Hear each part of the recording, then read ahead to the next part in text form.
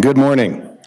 It is 9:01, and I'll call this special meeting of the Board of Regents to order. Chief of Staff Nick Lajewski, will you please take roll? Chair Brooks. Here. Vice Chair Goodman. Here. Regent Ariscotta. Here. Regent Batista. Regent Boylan. Aye. Regent Breger. Here. Aye. Regent Brown. Present. Regent Carvalho. Here. Regent Del Carlo. Here. Regent Downs. Here. Regent Fernandez. Present. Regent Goycochea. President GBC. Regent McGrath. Here. You have a quorum present. Thank you, I appreciate that. Regent Breger, will you please lead us in the pledge? Certainly, thank you. I pledge allegiance to the flag of the United States of America and to the republic for which it stands, one nation, under God, indivisible, with liberty and justice for all. Thank you. I'll now move to agenda item number 1, which is public comment. For those who would like to call in and offer public comment, please dial 669-444-9171 and enter meeting ID 992-8475-3091 and passcode 555-555. Is there any public comment at GBC? Yeah. No public comment at this time. Thank you. Is there any public comment at the system office in Reno? None in Reno. Thank you. We'll move to public comment here in Las Vegas. Hi, good morning, Stacy Walters. I'm here on agenda item 6. I'm president of the Nevada Faculty Alliance and a proud member of AFL-CIO. I want to tell you about some of our students. Students you may not realize you already serve. Right now, over 3,000 building trade apprentices are enrolled at CSN and TMCC, working toward associate degrees and certificates of achievement. They're taking math classes to calculate load-bearing requirements. They're sitting in our classrooms, learning blueprint, reading, and construction codes. Our faculty work directly with union training directors to develop curriculum and serve on programmatic advisory councils. These union apprenticeship programs are part of NSHE's educational mission, providing debt-free pathways to family-sustaining careers with healthcare, retirement, and nationally recognized credentials. But when construction contracts get negotiated without building trade partnerships or community workforce agreements, our students get shut out of their own campuses while out-of-state labor gets brought in. This board has the authority to ensure that that doesn't happen. You can require that capital project contracts align with NSHE's educational mission, and you can ask the hard question about who's building these projects and whether those partnerships create opportunities for the students we're training. These aren't just construction projects. They're workforce development opportunities. Every building should advance our students' careers and not bypass them. I'm asking you to exercise oversight. Hold your partners and project managers accountable to outcomes that serve Nevada students. Building trade unions and NSHE faculty, they're already partners in education. Let's make sure your capital projects reflect that partnership. Thank you.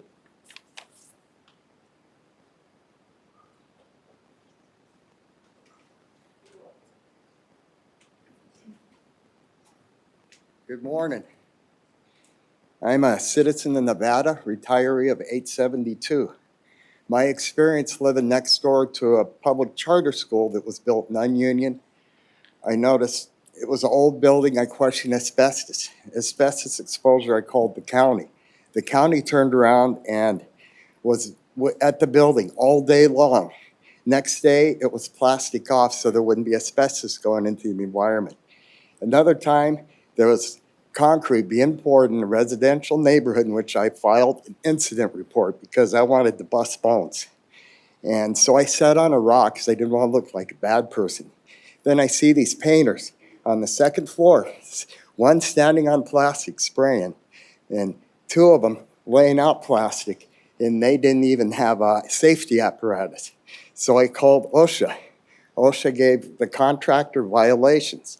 When it come to the substructure of the building, there were shortcuts. If they were to take core samples out of it, they would find that they didn't build the building according to engineer specs. And hopefully I don't get in trouble for exposing this, but thank you, that's my experience, and I prefer work and the money to stay to keep Americans, to keep Nevada's family working, give them food in their bellies, and enough money so they can wear a proper attire and have the proper nutrition in their bodies. Thank you, I'm a little nervous, I'm not used to public speaking, but thank you for the opportunity. Sir, before, could you state your name for the Oh, record, yes, please? Thank my you. name is Lauren Graves. Thank you. Retiree of Local 872. Thank you.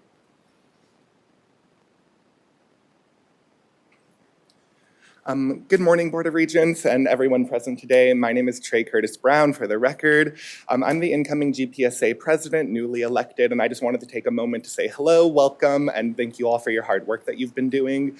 I'm definitely looking forward to our partnerships that we have over the next year together, and for all the regents I have met with, thank you for the great collaboration and welcome into this role. And for those that I haven't had a chance to meet yet, I look forward to working with you all and seeing how we can collaborate and go Rebels. Thank you all.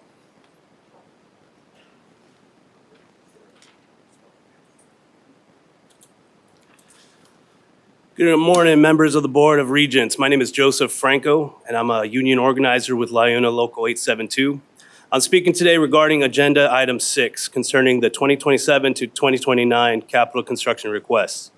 At LiUNA 872, we take immense pride in our building, Southern Nevada. But right now, we're seeing many NSHE projects being built using non-signatory and non-local labor. While highly trained local Nevadans workers are left sitting at the sidelines. Our core message today is simple. Nevada public projects should create Nevada careers, correct? What often gets overlooked in these project and budget requests in the Nevada building trades apprentices are NSHE students. Our apprentices attend classes, complete classwork, and participate in accredited programs while working in the field. Building trades apprenticeship programs invest millions of private dollars every single year into workforce training at absolutely no cost to the taxpayers. In return, we provide a debt-free education, healthcare, retirement, and benefits and family-sustaining careers.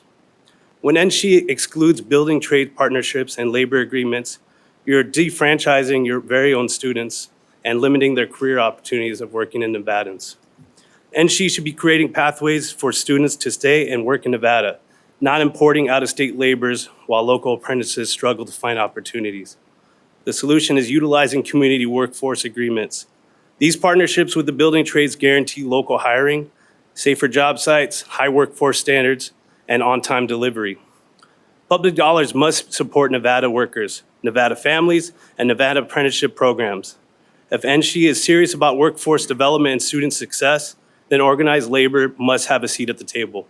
These projects are not just buildings, they're vital opportunities to develop the next generation of Nevada's skilled workforce. So again, my name is Joseph Franco, and thank you for your time.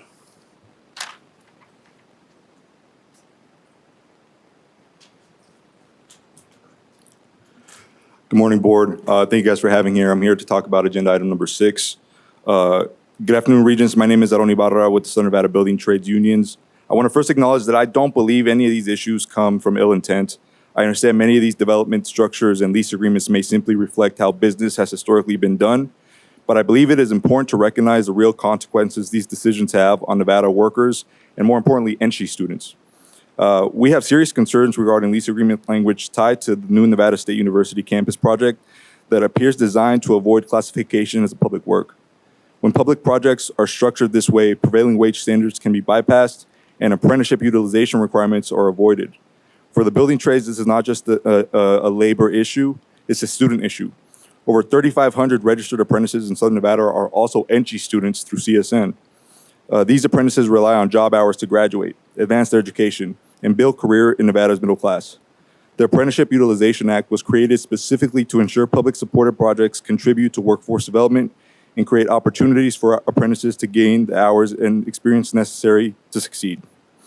When loopholes are used to avoid these standards, The result is not just lower wage standards for local workers, it is fewer opportunities for students that this system is supposed to support.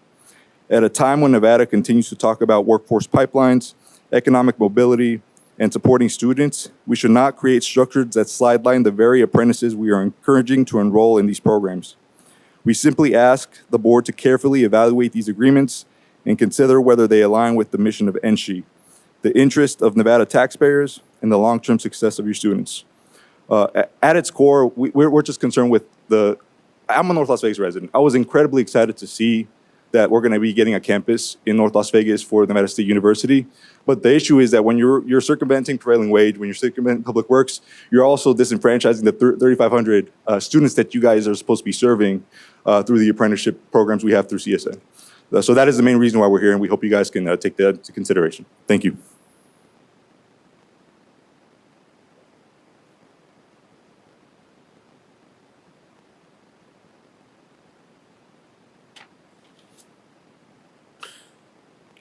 Good morning, chair, members of the chair, and various administrators from our institutions. My name is Randall Dannon, D-A-N-N-E-N, and I'm here today alongside other my postdoctoral scholars. Together, we are delivering letters of recognition to NSHE, UNLV, UNR, and DRI regarding the formation of our postdoctoral union, the Academic Workers of Nevada, United Auto Workers. As postdocs, we are proud and passionate about the work we do and the impact we have on the community. Our efforts are vital to projects that bring in visibility, funding, prestige, innovation to our institutions. But despite our vital contributions, we do not have a voice in determining our benefits, workplace protections, pay, and other working conditions. Over the past several months, postdoctoral scholars across institutions, departments, and disciplines have been having conversations about their experiences, their goals, and the future of research in Nevada.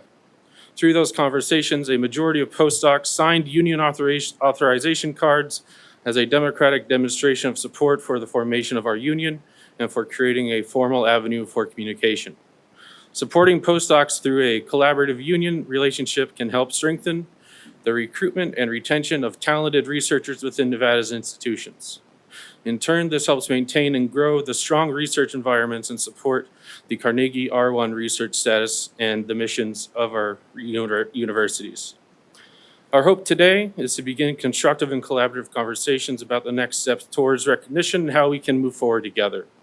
We ask the university to meet with us to discuss a fair process for recognition, recognizing our union, and begin negotiations for the first collective bargaining agreement under a fair and enforceable bargaining framework. As such, one already pertaining to NSHE, classified employees, over 120,000 higher education workers across the U.S. have formed unions with the UAW and address many of the same issues at their institutions. We look forward to working with you all. Thank you.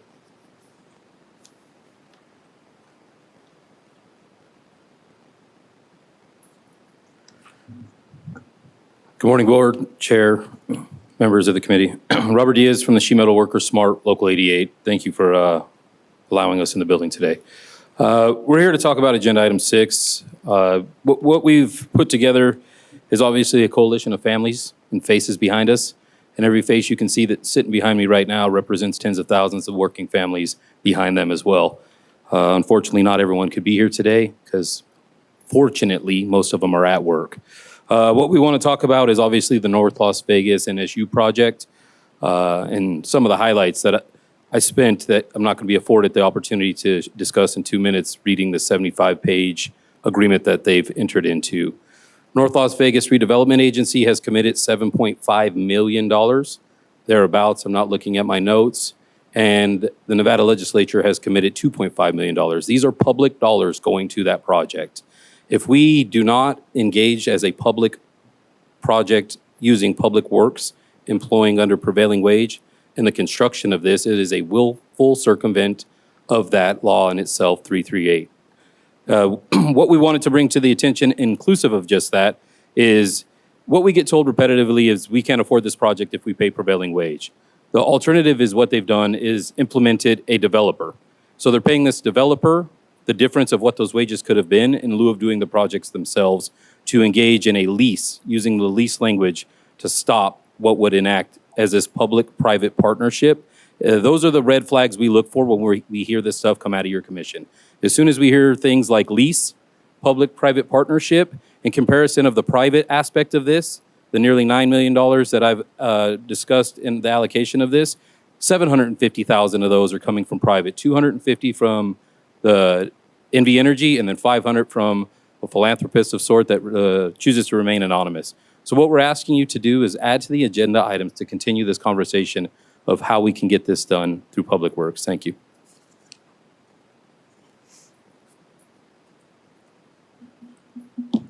Good evening, Board. Good morning, Board. My name is Lamar Jones. I represent the International Brotherhood of Electrical Workers. I'm here to speak on agenda item number 6. I just have a couple of points I'd just like to bring out. Nevada Trades Apprenticeship Programs are NSHE students. Our apprentices attend the classes, complete coursework. They participate in accredited training programs while working in the field. When NSHE excludes the building trades partnerships and the labor agreements, it is disenfranchised our students and limiting our opportunities of working as Nevadans. The union apprenticeship programs provide debt-free education, family-sustaining careers, healthcare, retirement, and long-term workforce development. Building trades apprenticeship programs invest in millions in private dollars every year in working and in training at to no cost of the taxpayers. NSHE should be creating pathways to Nevada students to stay working in Nevada, not important out-of-state labor while the apprenticeship struggle and access to opportunities. Our community workforce agreements also participate in the building trades. The trades ensure local hiring, skilled workforce, and standards of apprenticeship utilization, safer job sites, and on delivery.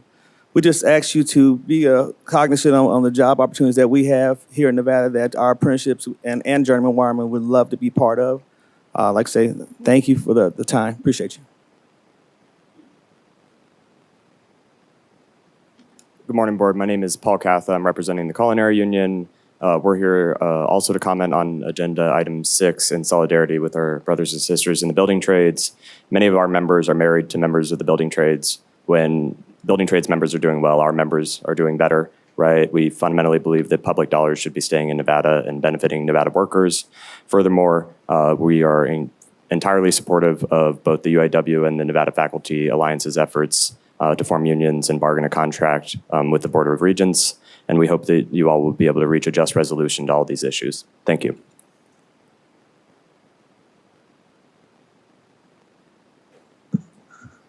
Good morning, board members. For the record, my name is Alfonso Lopez, and I represent the Sheet Metal Workers of Local 88, here also to speak on agenda item 6. Last year, myself and many people sitting behind me attended a groundbreaking ceremony at Hilo Park, which is the former Texas and Fiesta Station properties over on Rancho. We were excited to see a $600 million project along with a developer named Agora Realty and Management Incorporation. Unfortunately, the construction jobs that Agora brought to Las Vegas pay less than half. To be more specifically, these wages aren't even a third of what the area standard are in the city of in the Valley of Las Vegas. Now Agora's development agreement with Nevada State University and the city of North Las Vegas has drawn up an agreement that clearly says not a public works for this upcoming Nevada State University projects, for purposely circumventing having to pay construction workers prevailing wages. Ironically, just this past September in 2025, UNLV Lead Center of Real Estate released a study focused on housing affordability.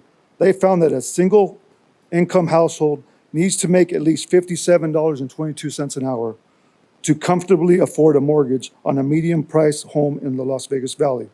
This development agreement with all parties involved needs to be immediately amended and add construction worker protections like paying affordable living wages and giving work opportunities to the thousands of apprentices that are students in your College of Southern Nevada. Thank you for the opportunity to speak on this concerning matter.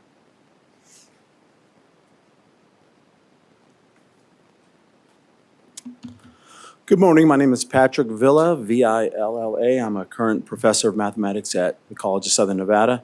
I apologize first if you see me wearing flip-flops. I'm not being casual. I have a foot injury, so I can't put a shoe on right now. So just want you to know I don't disrespect the board with these. I just want to speak a couple things about the agenda item 6 with all the people behind me. They're here for a reason. They didn't come out for fun. They have a legitimate concern. I also don't believe the board was trying to circumvent on purpose or, sidestep any rules.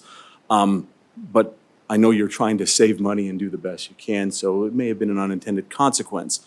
I want to go back to a year ago. I was part of a group where we were making recommendations to the board, and we wanted one choice, others wanted another, and one of the reasons the faculty and staff didn't get, their wish was cited. Our union people in town wanted this choice. The board's gonna go with that choice, which again, I think was fine. I asked that if you listen to the union people back then, you should listen to them now and hear their words, hear what they have to say. I hope when you discuss this agenda item, you're not afraid to say, maybe we need to hold and relook at this contract, relook at some things. Don't make it feel like we have to get this done now. It's better to get it right than to get it done now and fast. So I just ask that you have full discussion, ask the questions, give all considerations. Thank you.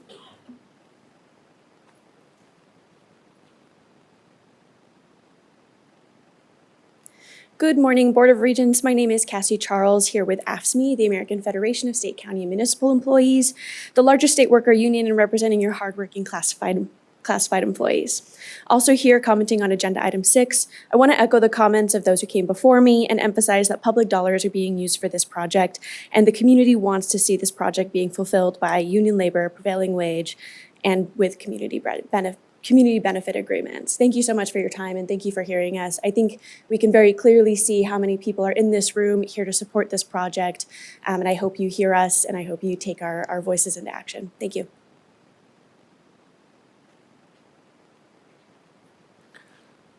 Thank you. SES, is there any public comment on the phone? There are no callers at this time, Mr. Chair. Thank you. I appreciate that. With that, we're going to move quickly into agenda item number 2, which is consent items. So consent items 2A and 2B can be taken in one motion of approval, and I'd be interested in. I would make Susan Breger, for the record, I'd make a motion for approval for 2A and 2B. Thank you. Is there a second? I'll second Regent Del Carlo. So we have thank you, Regent Del Carlo. We have a motion by Regent Breger for agenda item number 2, the consent items for approval, seconded by Regent Del Carlo. Is there any discussion? And I will just let other regents know who are coming in through Zoom. Sometimes it's tough to take a look up at the screen and monitor questions. So if there is something, then just please be a little bit patient, and I'll make sure that I'm cognizant of getting over to you. Go ahead, Regent Del Carlo. Thank you, Chair Brooks. In 10 years, we've always met our quarterly meetings on a Thursday, Friday. I looked some of those dates up, and they're not Thursday, Fridays. So are we making a change on purpose? What's the, can you just give me the reasoning behind that? It is intentional and on purpose, and I'll ask our Chief of Staff, Nick Lajewski, to chime in with supporting those decisions. Thank you, Chair Brooks. Carrie Nikolajewski for the record. It's on, yeah. I was just being quiet. So the change was a result of the discussion that took place at the March meeting. There were, particularly for the June dates, very busy week that those were proposed for. Regent Brown raised some concerns about staff because of sine die, and giving a little bit of break for people to gather themselves and be prepared to walk into a quarterly meeting. So that was the adjustment on that one. And the September dates, those were also moved during the last meeting, and the board sort of coalesced around those dates. I don't remember the exact reason. I think there may have been a holiday situation there where we had to avoid. Yes, yes, thank you. Thank you, Chief of Staff Nick Lajewski. Is there any other discussion or concern about the dates? There's already been a motion and a second, so all in favor, please signify by saying aye or yes. Aye. Aye. Any opposition? If you oppose, please signify by saying no or nay. Thank you. Before we move into agenda item number 3, I have to take just a 5-minute administrative break, and then we'll come back and go into agenda item number 3. Thank you. All right, thank you. I appreciate the patience and the time to allow me to take care of a couple of administrative matters. So we'll continue on with our meeting.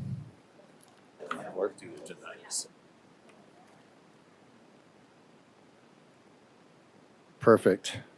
So listen, what I'd like to do, because of the folks who showed up today and the interest in the integrity of their time, we're going to move agenda item number 6 forward right now. And so what we'll do is call on our Chief Financial Officer to give us a rundown on agenda item number 6 and what would probably be beneficial for the board and those who have come in today is just a clear, exactly what this agenda item is, so that everybody's clear that we're talking about future projects, not anything specific to right now, so that there is, certainly time for continued conversation about some of the things that were voiced this morning. So I will kick this over to you. Thank you. The chair, before I need to give my disclosure. Regent Downs. Thank you, Regent Downs. Please go ahead. Thank you, Chair. Pursuant to NRS Chapter 281A, I hereby disclose I'm an employee of WNC, an institute within NSHE. Because the independence of judgment of a reasonable person would not be materially affected by my situation, I will vote on this matter. Thank you. Thank you.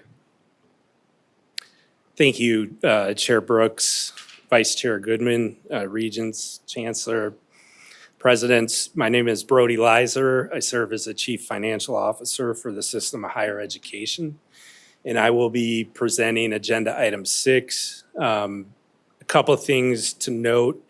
We did post supplemental material online for this agenda item. And so that's the version that we'll be working off of.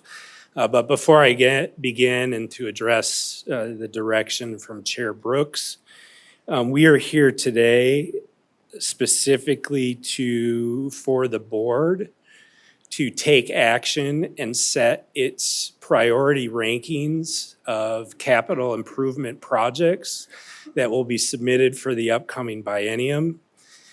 These will be, the way that the cycle works is today's meeting, the board will set its priorities, and I'll go through the presentation here in a minute. Then that ranked list will be submitted to the State Public Works Board for consideration. And ultimately, the State Public Works Board will make its recommendations for capital projects to the governor for inclusion in the governor's recommended budget for the upcoming biennium. So these projects, and through this process, if they are approved, recommended by the governor as part of the 2027 capital improvement program, these all would be projects, with the exception of some minor maintenance projects, would all be projects that would be managed and overseen by the State Public Works Board. We are not here today to talk about projects that have previously been approved by the board, and so today's presentation will be limited to those projects that are being considered for ranking and submission for the upcoming biennium. And Chair Brooks, I hope that addresses what you would like me to address, but happy to provide clarification. It does. Thank you very much, and I appreciate that. So just so that we're clear and so that everybody recognizes the board for this agenda item is not voting on any contracts. We're not having any conversations about contracts. This is purely just about the planning and future planning and the way things will eventually move, and then items will come back for the board. That is correct. Thank you. All right, so with that, we will go on, and what I will note is, well, we'll get into it with the timeline before I get ahead of myself. The information that you will see today is familiar. This information, the institutions began talking about their capital projects at the March quarterly meeting, and then during the April special meeting, we had a presentation about the recommended ranking of capital improvement projects. So today we'll just give a very brief recap about what was approved in the 2025 legislative session, as well as the special session. Quickly go through the capital improvement budget process, which you've already seen, and then we'll get to the recommended ranking of the projects themselves for the board to have discussion on. So just as a reminder for the board, during the last regular legislative session, as well as the special session that followed, here's a list of approved projects that our institutions received funding for through the legislature. You could see that state general fund appropriations was just over $176 million, as well as commitments by our institutions, mainly for the UNR Life Sciences Building and the UNLV Lease Business School construction, commitments by those two universities to contribute towards the capital construction costs for those buildings. In total, with the university funds, the slot tax that's at the top of that chart, in the state funds, our institutions received just over $354 million in authorized and appropriated funding for capital projects. So that'll bring us to the capital budget process, and Chair and Regents, I'm going to go through this pretty quickly because you've already seen these slides, and I don't want to repeat them to you, certainly don't want to read them to you. We are here, it's May 21st, and today the board action that will be taken is to set the project priorities as we discussed at the beginning of this agenda item discussion. The last bullet on this point, I will note that on August 26th, that will be the date that the Chancellor's office, that we will go to the State Public Works Board along with institution representatives to present the board's priorities to the State Public Works Board. As you know, under the handbook, Title IV, Chapter 10, Section 26, outlines the process that we go through to get here to this point today and to the point where we had presented the recommended ranking list at the April meeting. Again, I don't intend to go through these in great detail as you have seen these. The next couple slides identify the criteria that were used to evaluate projects by the chief business officers, and then ultimately the Council of Presidents. Again, here's more criteria that were used in the evaluation process. Oops. The one thing I would note that one other thing that was important, and I mentioned this in April, but that was important to the chief business officers was to include both a planning and construction project as a priority. And so when we get to the rank list, you will notice towards the top several projects on that list, there is a planning project and a construction project. And with regards to the inclusion of a planning project, typically the traditional cycle through the legislature is that planning for large-scale construction projects is approved one biennium, and then the construction funding would follow in a subsequent biennium. Hopefully the very next biennium, depending on available funding. So with that, we will move on to the rank list. And as I mentioned in April, as you can see, there is a focus and certainly a priority to address the deferred maintenance among our institutions. Then just what I would just say is the magnitude of the deferred maintenance dollars, as well as the number of projects that you see related to maintenance on this list, reflect the critical infrastructure needs of all of our campuses across the state. What's new, Chair Brooks and Regents, for this slide, and I'm sorry, I went through that pretty quick. Again, I don't want to repeat the list, you have seen it. And so I'll click through this, but what we did add for this meeting and for the reference material following these slides are another table that includes, we worked with our campus colleagues to ensure that we had a good description narrative to provide as part of the presentation materials for this meeting. And you'll see that on the last slides here. It's the same rank list. If I didn't mention it already, the list and the ranking order is the same order that you were presented in April. There have been no changes. And so, Chair Brooks, with that,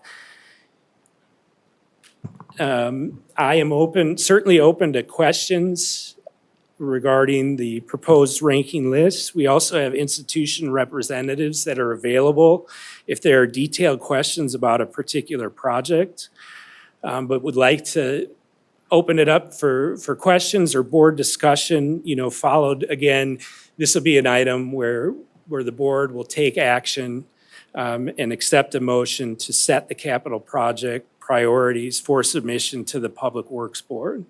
And what I will just tell you, and I know that you're aware of this, but you are the board through this process can approve the list as presented, can approve the list in a different order, and or can add or remove projects if that's your desire, and want to make sure that that's clear for the record. So with that, Chair Brooks, I'll stop. I appreciate that. I tell you, I think board members have been doing this for quite some time, and we appreciate you restating, different ways that the board can move. The board is well aware of the options and choices that they have in all of our agenda items, and thank you for the presentation. I'll ask if there's any questions for Regent Del Carlo. Cut it off. Thank you, Chair Brooks. CFO Weiser, I noticed the second item is between 1 and 2 is $100 million. Okay, I get that. I just want to make sure I'm understanding this right. That $85 million is another separate bucket for deferred maintenance needs above and beyond the ones that are listed in the 23 other ones, because we've got roofs and chillers in there too. So really the request is way over $100 million if you were to take the others and add them up. Is that correct? And what's that $85 million then for? Just other rankings that the institutions have? Thank you. Do you understand what I'm asking? Yes, Okay, absolutely. thanks. I understand what you're asking. The Brody Leiser, for the record, the $85 million is in addition to those larger maintenance projects that you are seeing on the ranking list.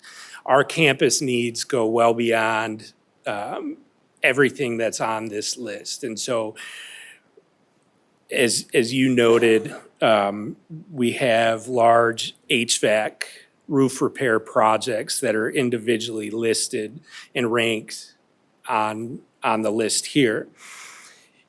In an ideal world, we would be able to secure funding to address this entire list. And our campuses and institutions would have no problem spending $100 million on deferred maintenance beyond the individual projects that are on this list. Now, as we go through the cycle and the budget process, understanding that there are limited resources available to the state,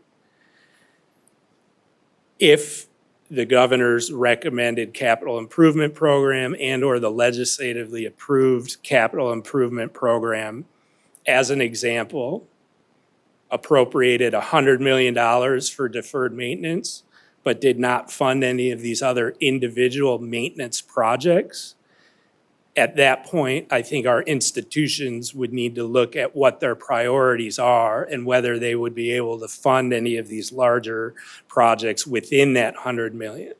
So the intent is that it's complementary to the individual projects, with the understanding that as a state, we have very limited resources, and we will need to go through the budget cycle and process, and depending on what the legislature ultimately approves will dictate what projects are able to be completed. And I hope that addresses your question. It does, thank you. And I just have a comment. I've been on the board long enough where the regents ranked them, and now we have the business officers and presidents help rank.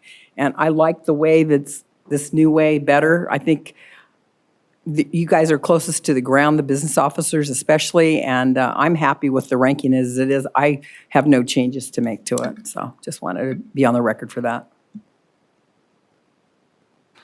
Thank you, Regent Del Carlo. Are there any other, Regent Breger?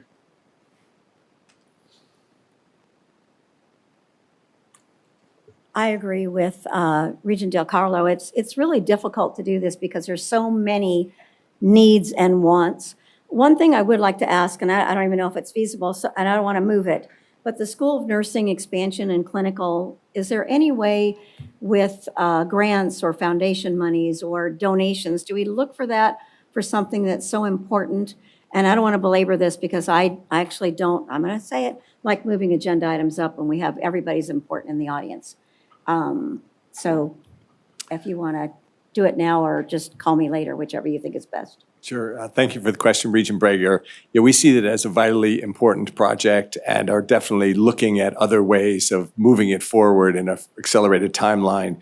We, every project on the list is urgent for all the campuses, but we understand that if we ended up having to wait for it to rise to the top of state funding, it might be longer than we want to go. And so as we raise money for some of the other projects, you know, one of the messages that I'm giving our community is the more that we can fundraise for the business building, the faster we can move forward with the other fine arts and nursing projects that are also urgently needed. So Okay. our hope is to move them forward No, quickly. I appreciate that because that's a critical need across the state and especially in Clark County with the growth that we've had. So anything we can do, and I don't want to change what we've done. I think everybody did a really great job. The other thing is the Northwest Campus is lucky that it can still be on the list to move forward because the land has been, you know, BLM for so long, and sometimes they can take things away. So far, we've been able to do things to let them know how serious we are, and I think we need to look at that. The Northwest is exploding as we speak with new people and rooftops, way more than 20 years ago and 10 and 5 years ago. So other than that, hard job, and everything is equally important. We just have to figure out how we get it to go where it needs to be. Thank you. Thank you, Regent Breger. Regent Fernandez? Thank you so much, Chair, and thank you for the presentation here. I just want to ensure that because this is, these are our capital funding requests and it will be going through the public works process, that this is all going to be going through and will gain prevailing wage should it be approved by the legislature. I just also, want to ensure that we are recognizing that we do have labor unions who are the backbone of the state. And I know that this requires a broader conversation and we are very specific on this item, but I want to ensure that with these specific priorities that process, again, should it be funded, would get prevailing wage through it.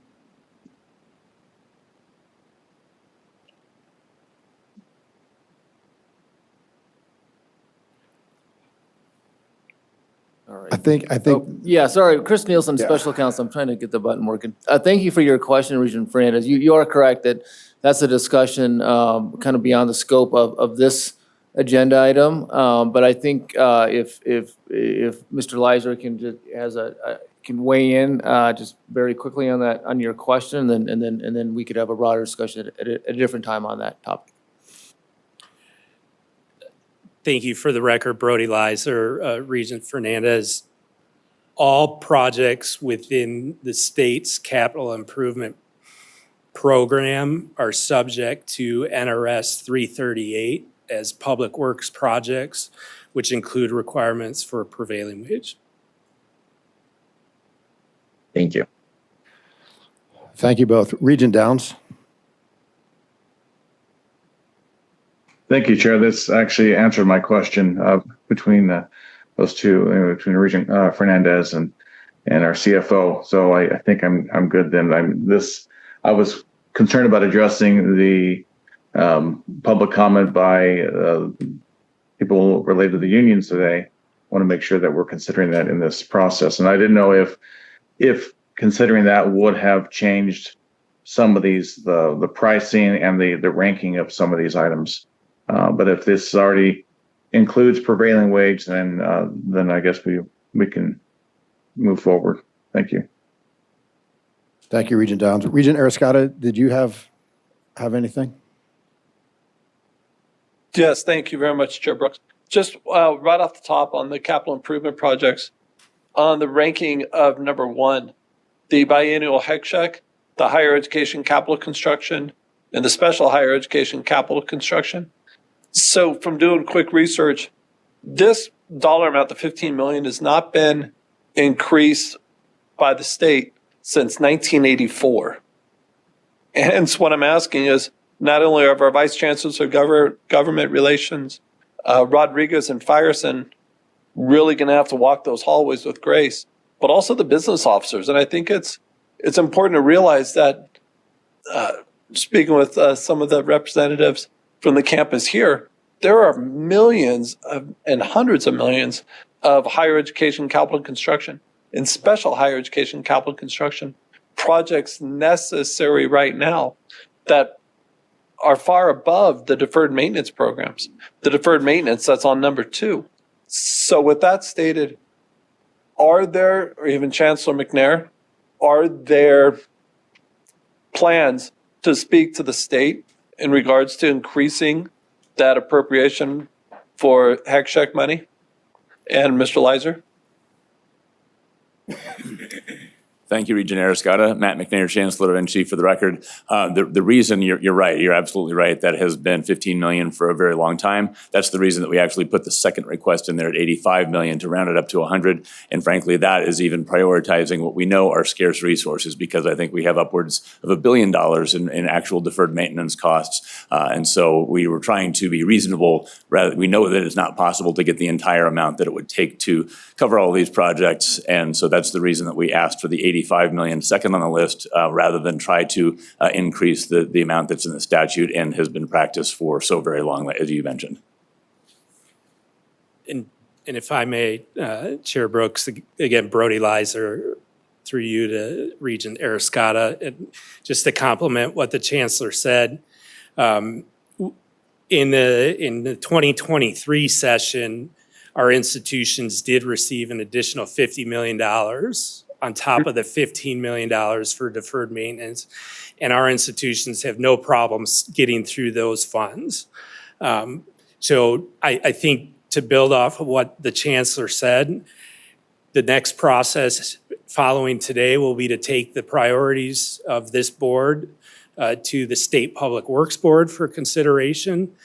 And after we see what the State Public Works Board recommends to the governor, I believe that we still have a duty to communicate and engage with conversations with the governor's office if any of our priorities were not recommended by the State Public Works Board, that we have an obligation and duty to continue to have those conversations with the governor before the governor finalizes his or her recommended budget.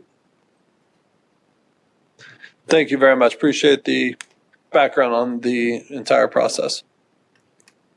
Thank you. President Dalpy? Thank you, Chair Brooks. Kyle Dalpy, Western Nevada College. I just give some speaking points and some reference on this deferred maintenance discussion. the $15 million is an old number. And out of that, WNC receives $500,000 each biennium. And we are one of the smaller, if not the smaller campuses. Our deferred maintenance total with a recent report we did last fall from an outside company came up with a $20 million price tag for WNC alone for deferred maintenance. If we were to start fixing everything, that's $5 million ahead of the total allocation that goes to the whole system. And so looking at the priorities, we appreciate the additional money being put on there, but also if we did get that additional money, we're still hoping for some money for that HVAC unit on number 6, because that $2.7 million project would never be covered under our deferred maintenance allocation under the biennial allotment anyway. So when it comes time for speaking points, if you look at the entire system as one of the smaller schools, we have more deferred maintenance overall than the system gets in funding each biennium. Thank you, President Dalpy. Vice Chair Goodman? Thank you. First of all, I'd like to apologize for not being there in person. My daughter is graduating from high school today, and many of us had plans. So I know all of us are sad to not be there in person, but there were other plans, and this meeting was planned arbitrarily. So I did want to say that the Northwest Campus, it's a big number when we look at that, and that's in my district. And I think it's important to understand that we've met on this. And I think we've had some really incredible conversations that are going to make this project much more than what has been presented to the legislature before. And we will still maintain and stick to all of the parameters, that have been designated by the legislature previously.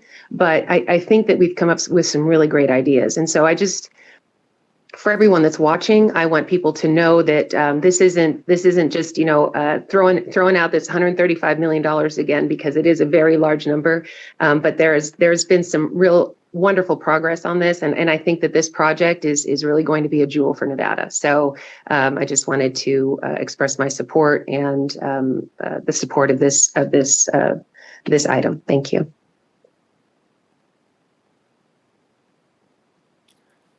Chair Brooks, Regent Goycochea. Yes, Regent Goycochea. Thank you. I appreciate the opportunity to speak, and from here at GBC campus in Elko. I'm prepared to make a motion. We stand by our rankings. I think they're what we've decided on. And when we talk about the CSN campus, clearly it's a large dollar amount, but again, we've got to run with it.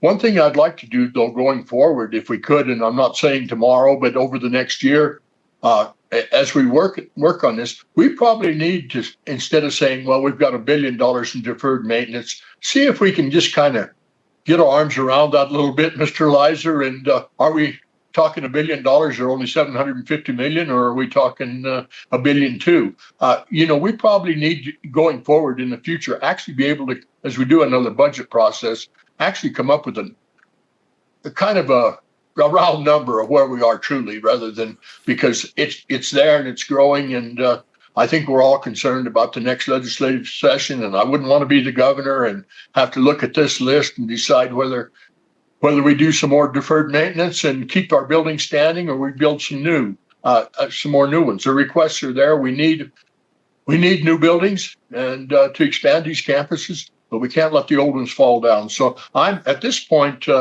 I'm prepared to make a motion that we stand by the rankings we have. I believe in them, and I appreciate CFO Leiser explanation on the prevailing wage. Hey, that's the law. And if it's over 100,000, you pay prevailing wage. So, I appreciate the discussion from those people there. But again, the law is pretty specific, and I'm prepared to move forward. So whenever you're ready to entertain a motion, sir. Thank you. Thank you. So I appreciate that, Regent Goycochea. So it sounded like you were making a motion to approve the recommended ranking for capital construction planning and deferred maintenance. Is there a second to that motion? Regent Del Carlo? I'll second it, sir. Okay, so it's seconded by Regent Del Carlo. I will open up one more time for discussion and go to. I have a question. I do too. Okay, Regent Carvalho. Thank you. I echo what Regent Gokachia mentioned regarding capital improvement. I did mention this at the March meeting that I think that we need to take a deeper look at what we have and not and really understand what is out there. I believe we asked for 85 million last session, I think, or something around there, and unfortunately we were not able to get that. So I support trying again, but I know that that's a heavy lift for the legislature. So I do support that. I do want to know, and President Dalby touched on this a little bit, but I'd like to hear how we prioritize the HEC funds, and if we were able to get 100 million, as we're asking for here, how would we prioritize that among all of our institutions and the system? Would it look the same as it does with just the HEC? And what does that look like? Or is there a plan for that at this point? For the record, Brody Lizer, if I understand your question correctly, is the plan to distribute whatever bucket of money may be approved to address deferred maintenance? Yes. And yeah, and there has been a formula used. I believe that it has been a proportionate split of funding on, I don't know if it's based on square footage or weighted student credit hours. Footage. I'm hoping someone can help me out, but there is a proportionate split formula that's used for the HEC money. And I apologize that I don't have the details, but hopefully I can get It looks like Mr. Vitone is going to. Vitone's coming up. Yeah. And so before he addresses that specifically, there would Almost be jumped in there, didn't you? some, there would be Yeah. some level of Third in line, Andrew. distribution formula. Just one moment, just administratively, Regent Ariscott, I Been there, believe done your, that, huh? Regent Ariscott, I believe your mic is on. Thank you. There would be some mechanism to distribute the funding, and with a big pot like that, I believe that we would include discussion with the chief business officers to get input from the institutions to determine what that would look like. But thank you, Mr. Vitone, for clarifying your question. Hi, Chris Vitone for the record. So in the past, we have distributed the HEC based on a proportional share of square footage with a floor level for the smaller institutions. As President Dalby mentioned, the smaller institutions, we put a floor of 500,000 on the 15 million allocation. When we had the 50 million additional allocation in 2023, we approached that similarly. That floor in that case was 1.5 million. So in that session with the 15 and the 50, the smaller institutions received a total of 2 million, but the other institutions, it was proportional based on their square footage. Thank you, Mr. Vitone, for the context, including the floor discussion. And I think I'm in debt now for at least a coffee. Yes, I appreciate that clarification as well, and the intention moving forward if we were to get the additional money to do the same, or to allocate it in an equitable manner. I will also just say once again that I do think that we need to look at how we prioritize capital improvements based on our budgets,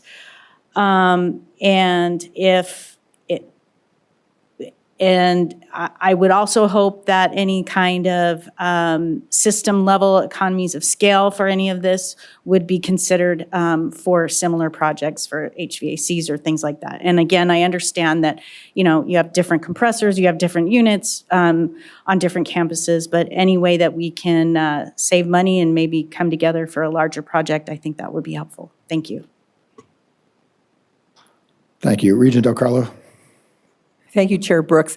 I'd like to see before the legislative session similar to what President Dalpy said he did. He hired an outside consultant apparently to come in and give him exactly where he is for deferred maintenance. I'd like to see all the institutions do that so we have that information ready for the next session. It's just a figure we have. And then I don't know if this isn't really part of it, but going forward, we've got all this deferred maintenance, but we've got new buildings coming up too. Does anybody know if we have a process where we're setting money aside for that deferred maintenance once that building starts getting old?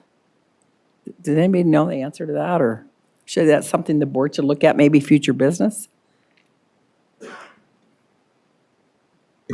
Future business would be, I think, most appropriate, or circle back with CFO Lizer. Thank you. I'll bring that up. Thank you. Thank you. Is there any additional discussion? So there's a motion on the floor by Regent Gokachia to approve the recommended rankings for the capital construction planning and deferred maintenance. It was seconded by Regent Del Carlo. All those in favor, please signify by saying aye or yes. Aye. Aye. Aye. Those who oppose, please signify by saying no or nay. And with that, we will move back over to agenda item number 3. And I will ask President Heavey to lead that discussion. Thank you. Thank you, Chair Brooks, Vice Chair Goodman, members of the board, and Chancellor Chris Heavey, Interim President of UNLV. I'm delighted to be in front of you today to ask for approval of the Academic Health Center Master Affiliation Agreement between UMC and the Kirk Kerkorian School of Medicine at UNLV. We are asking for approval of the amended agreement as amended by the Board of County Commissioners on Tuesday. It was posted as supplemental material yesterday. I just want to say briefly, first we have the CEO of UMC and the COO of UMC, Mason Van Houweling, and Tony Marinello here in support of this agreement. I have Dean Allison Netsky of the Kirk Kerkorian School of Medicine, and also thank the Board of County Commissioners for their support and NHBC for their support of this very important new affiliation agreement. This creates a bold vision for creating an academic health center with our primary partner of UMC, and also allows for the future collaboration with the Intermountain Health Children's Hospital in the form of new pediatric residencies. Like all agreements, it was a negotiated agreement, and so it had some give and take in the process, but it sets a new baseline of trust and ensures compliance with the important CMS regulations related to the funding of GME, which is very important to both UNLV's Kirk Kerkorian School of Medicine and UMC. One of the aspects of compliance is a new system that we will implement to ensure the location of the residents when they're working on site. It's called ResQ. This is a solution that's used by many large academic health centers such as UCLA, I think UC Davis, and even Cedars-Sinai in LA.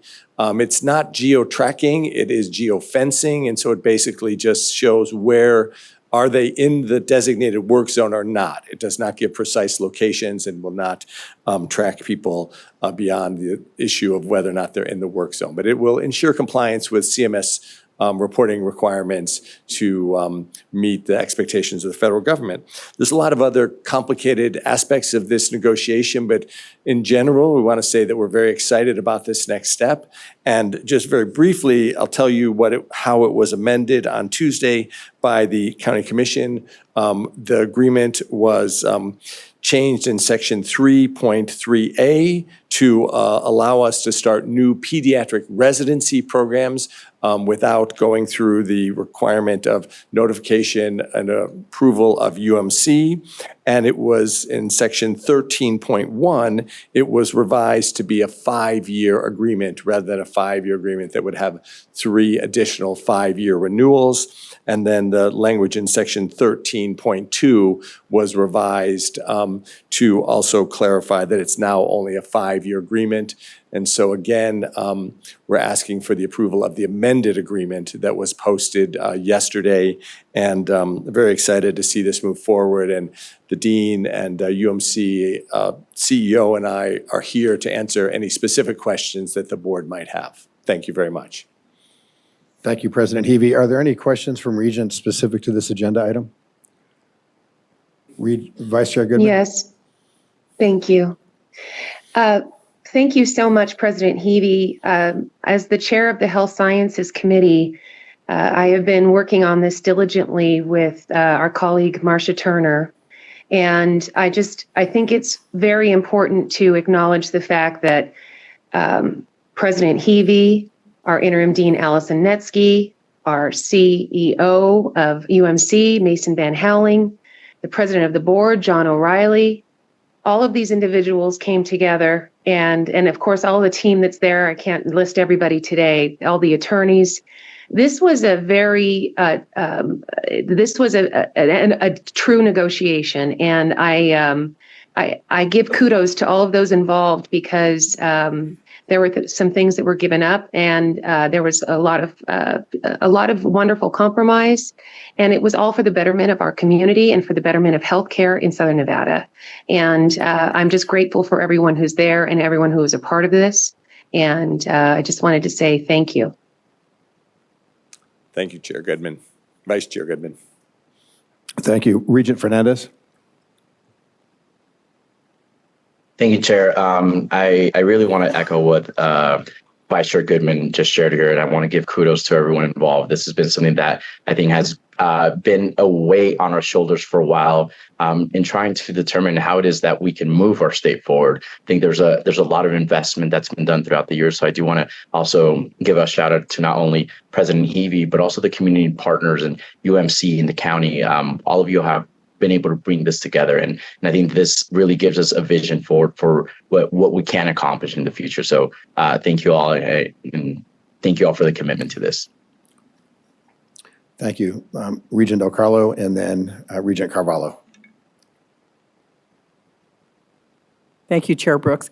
I too want to echo my colleagues and just say thank you to all the members involved. I know these kinds of negotiations are very difficult and they're very time consuming, but you got there. And as Regent Goodman said, there is compromise involved. We always don't get exactly what we want, but at the end of the day, when we agree to the terms, we walk out together agreeing, and those handshakes, it moves our community forward down here, and it's really great to have a 20-year agreement with the 5-year renewal. That really shows a really deep commitment, and UNLV and UMC really, truly, desperately need each other.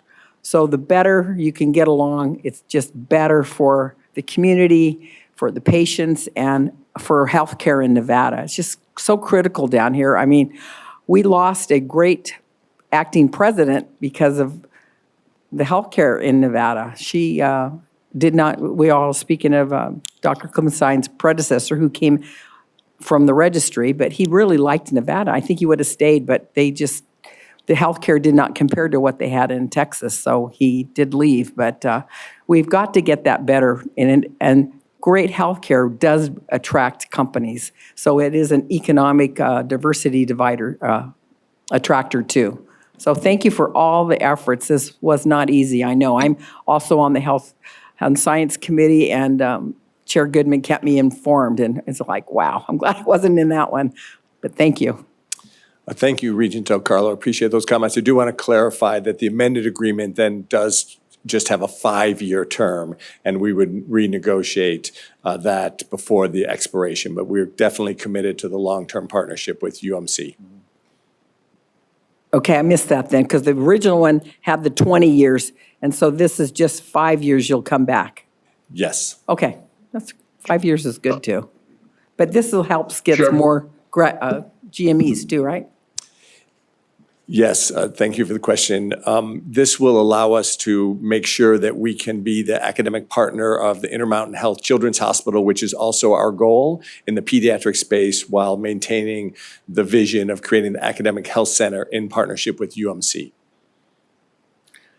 Thank you, President Heavey. We'll go to Regent Carvalho and then Regent Gokachia. Thank you, sir. Thank you, Chair. I want to echo everything that's been said. I think it's important that we have this collaboration and partnership. I especially want to say thank you for the addition of the allowance of UNLV to partner with the new pediatric hospital. As somebody who has a personal stake in children's health care in Nevada, I find this very important for us. And so I do appreciate that this was added. I will say also that the provision of using the geofencing, in my view, is a little uncomfortable, although as President Heavey mentioned, this is something that is done at other institutions, and so that gives me a little bit of comfort there. I also was concerned that we spelled out a specific, I'm assuming, private company in this agreement, although I do also see the provision that says or comparable feature. So that also allays some concerns that I have with that. But overall, I appreciate that this is before us today, and I am in full support. Thank you. Thank you for those comments. Regent Carvalho. I just want to thank Dean Netsky for her proactive approach for informing the residents about the nature of that solution. And she's already held an information session for all the residents to explain how it will work and created a very helpful FAQ for them, so to dispel many of the misconceptions that may exist about the implications of the ResQ geofencing solution. Thank you. Thank you, President Heavey. Regent Gogachia. Thank you, Mr. Chair. President Heavey, I've just got a question, if you can kind of fill me in and help me a little bit on the GME consortium and who the participants are going to be there and exactly what, how that advisory board is going to work and who all is going to be players in that. Can you just kind of give me a quick thumbnail on that? Yes, thank you for the question, Regent Gogachia. That will be formed by members of UMC and UNLV who will be appointed. I think the dean or Mason Van Howling could give you the exact details, but the idea is to create a partnership kind of oversight board, and it was discussed kind of at length at the Board of County Commissioners meeting on Tuesday to make sure that the Board of County Commissioners has insight into what's happening in terms of the GME management of existing programs and growth. And one of the important facets of that consortium will be to look for new strategic opportunities where UMC and UNLV can add residency programs that will meet community needs. And we all know that we have extensive additional needs in residency programs in new specialty areas. And so a great part of this agreement is laying the foundation for a more kind of proactive strategic growth together. And the consortium will basically be in charge of identifying those opportunities. And I'll ask the dean or Mason if they want to add anything.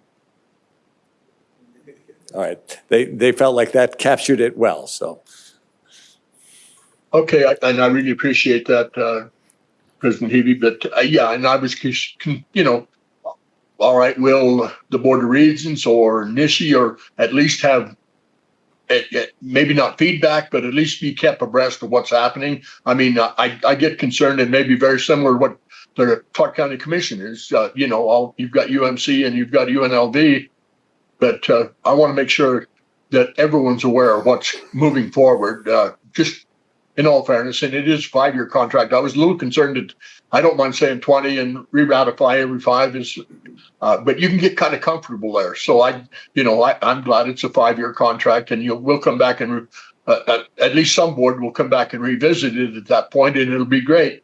But I just want to make sure that we're all kept abreast of it, and very similar to, I think, where Clark County Commission was coming from.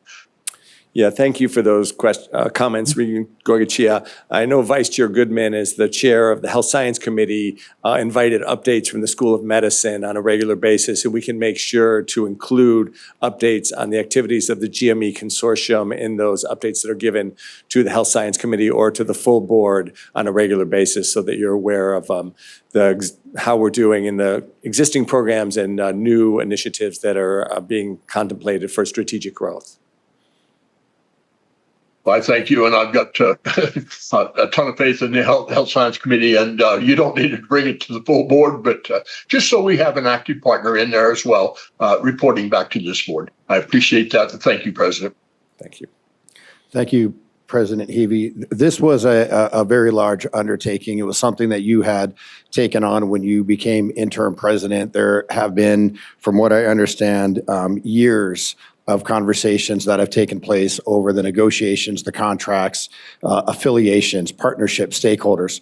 So the amount of work that was done here collaboratively cannot be understated. And I greatly appreciate your time and investment in this. The commissioners for Clark County, their time and investment in this, all of the leadership over at UMC, everybody else who was an active participant in this. It's extraordinarily that you were able to lead these efforts and get this done. I do appreciate that County Commissioner Gibson is with us, and while others have been afforded the time for remarks, I just wanted to ask if the commissioner would, hang on a second. Commissioner Gibson. Mr. Chair, members of the board, my name is Jim Gibson, Clark County Commission. I am relieved. And that's about all I can say. We have worked very, very hard to get to this point, and some of us have been kind of day to day in it, and it is rewarding to know that you can actually get to the end of the road when there appear to be nothing but obstacles in the way. So credit to the hospital leadership, credit to President Heavey. The chancellor early on was a very important part of the conversations we were having.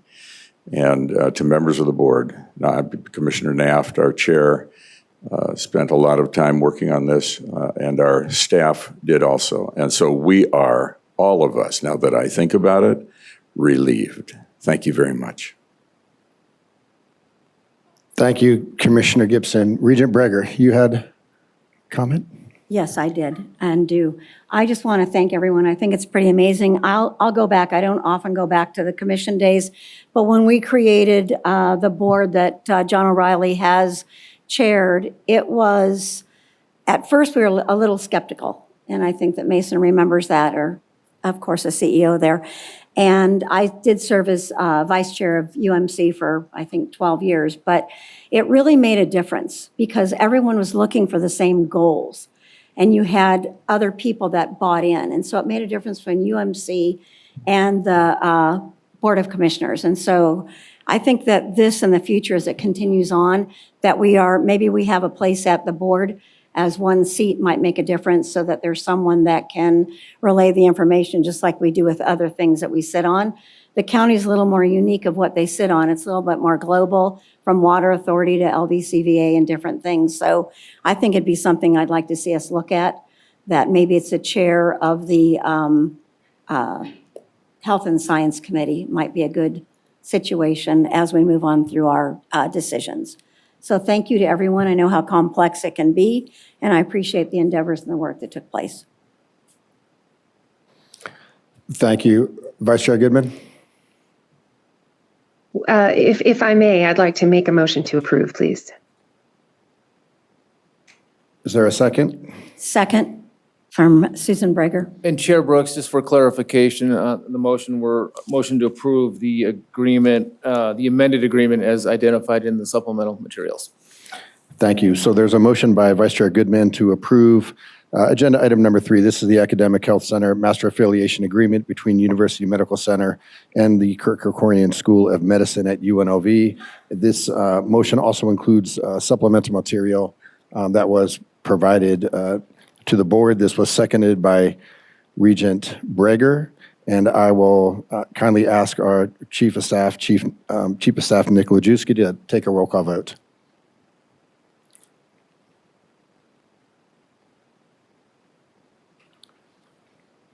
Regent Boylan. Aye. Regent Breger. Yes. Chair Brooks. Yes. Regent Brown. Yes. Regent Carvalho. Yes. Regent Del Carlo. Yes. Regent Downs. Yes. Regent Fernandez. Aye. Regent Goicoechea, Yes. Vice Chair Goodman, Yes. Regent McGrath, Yes. Regent Ariscotta. Yes. Motion passes unanimously. Thank you, Chief of Staff Nick Lujewski. Congratulations to everybody involved. Thank you all. Thank you for the work.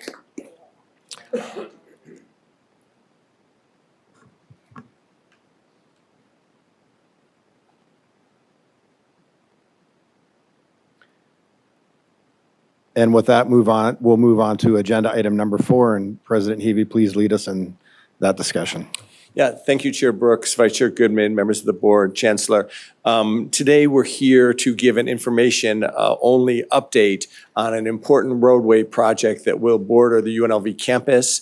As we just saw in the last item, our partnership with Clark County is absolutely vital to the success of UNLV and all of the Southern Nevada institutions, and so we're happy to work with them in partnership.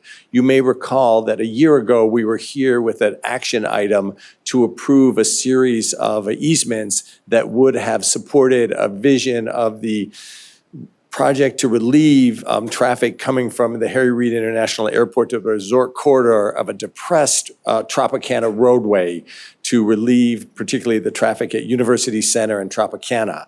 The county has subsequently estimated the cost of that vision of the project to be so high as to be impractical. And so I'm delighted to have our partners from Clark County, Commissioner Gibson and his Director of State Public Works, Dennis Cederberg, here to brief the board on the updated vision of this project so that you are aware of how they foresee this project moving forward when they're ready to commence construction.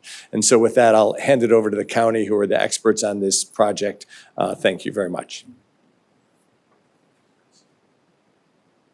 Thank you, Mr. President, Mr. Chair, members of this board. We were here in March of last year as a result of an effort to give real credence to our commitment to a relationship with the university.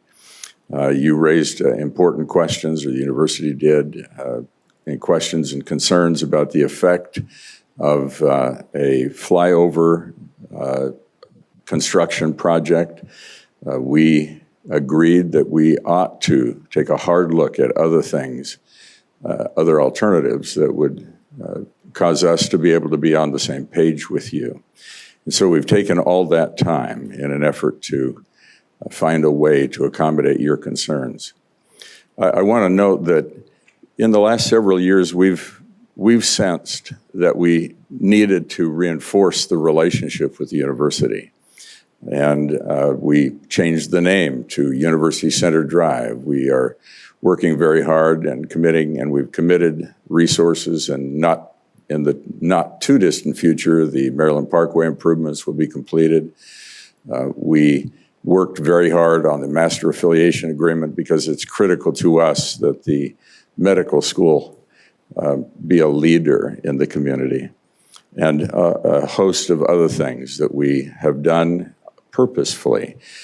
They needed to be done for sure, but we approach them because they're a part of building or rebuilding a relationship that can be meaningful, and the benefit, of course, comes to all of us. Mr. Cederberg is our Public Works Director, and he's presented to you before. And he's here to help you understand what we attempted to do, what the costs became, and the difficulty that we're going to have, the difficulties that we encountered to make it impossible for us to go forward. I want to say one other thing. In deference to our effort to rebuild this relationship, we have not taken this item to our board yet. We want to be able to report that we have come here, we've helped you understand what our limitations are before we go to our board to get approval to move forward. And of course, we're in a hurry, so we thank you very much for accommodating us on this agenda. So I'm going to ask our Public Works Director now, Dennis Cederberg, to step forward and take you through the real detail. Good morning, Chairman Brooks, members of the board. I'm Dennis Cederberg with Clark County Public Works. Today I have a brief presentation on where we have been with this project and where we are today. The purposes of this project, which you've probably seen this before, is we're looking to relieve congestion with all the northbound traffic coming out of the airport and through the airport tunnel, accessing northern portions of the valley. It's also to improve safety by eliminating some of the conflicts that we have in the area and the backups and rear-end type collisions we have on UCD going northbound. Improve access for traffic traveling north via University Drive. The majority of the traffic, it's a one-way street, it's all northbound. A good portion, about 50% of it turns westbound at Tropicana. The other 50% proceeds northbound on University Center Drive. Also, the project would improve access for traveling along airport because we did have an underpass for the westbound traffic on Tropicana coming out of the airport to go beneath Paradise Road. So it would improve travel along Paradise Road by eliminating some of the traffic through the intersection. Also, the traffic traveling to Thomas and Mack would not have to conflict or also follow all the traffic that's going to the airport and north. So our initial proposal, which we brought to this board previously, was an overpass of taking the northbound traffic on University Center Drive over the top of Tropicana and allowing the westbound traffic to proceed westbound, go under Paradise, and then merge with Tropicana to the west. The northbound traffic would go over the Tropicana, proceed northbound. We also had a bridge over the Thomas and Mack Drive between Paradise and University Center Drive. The estimated cost at that time was $78 million. Excuse me, $78 million. May I?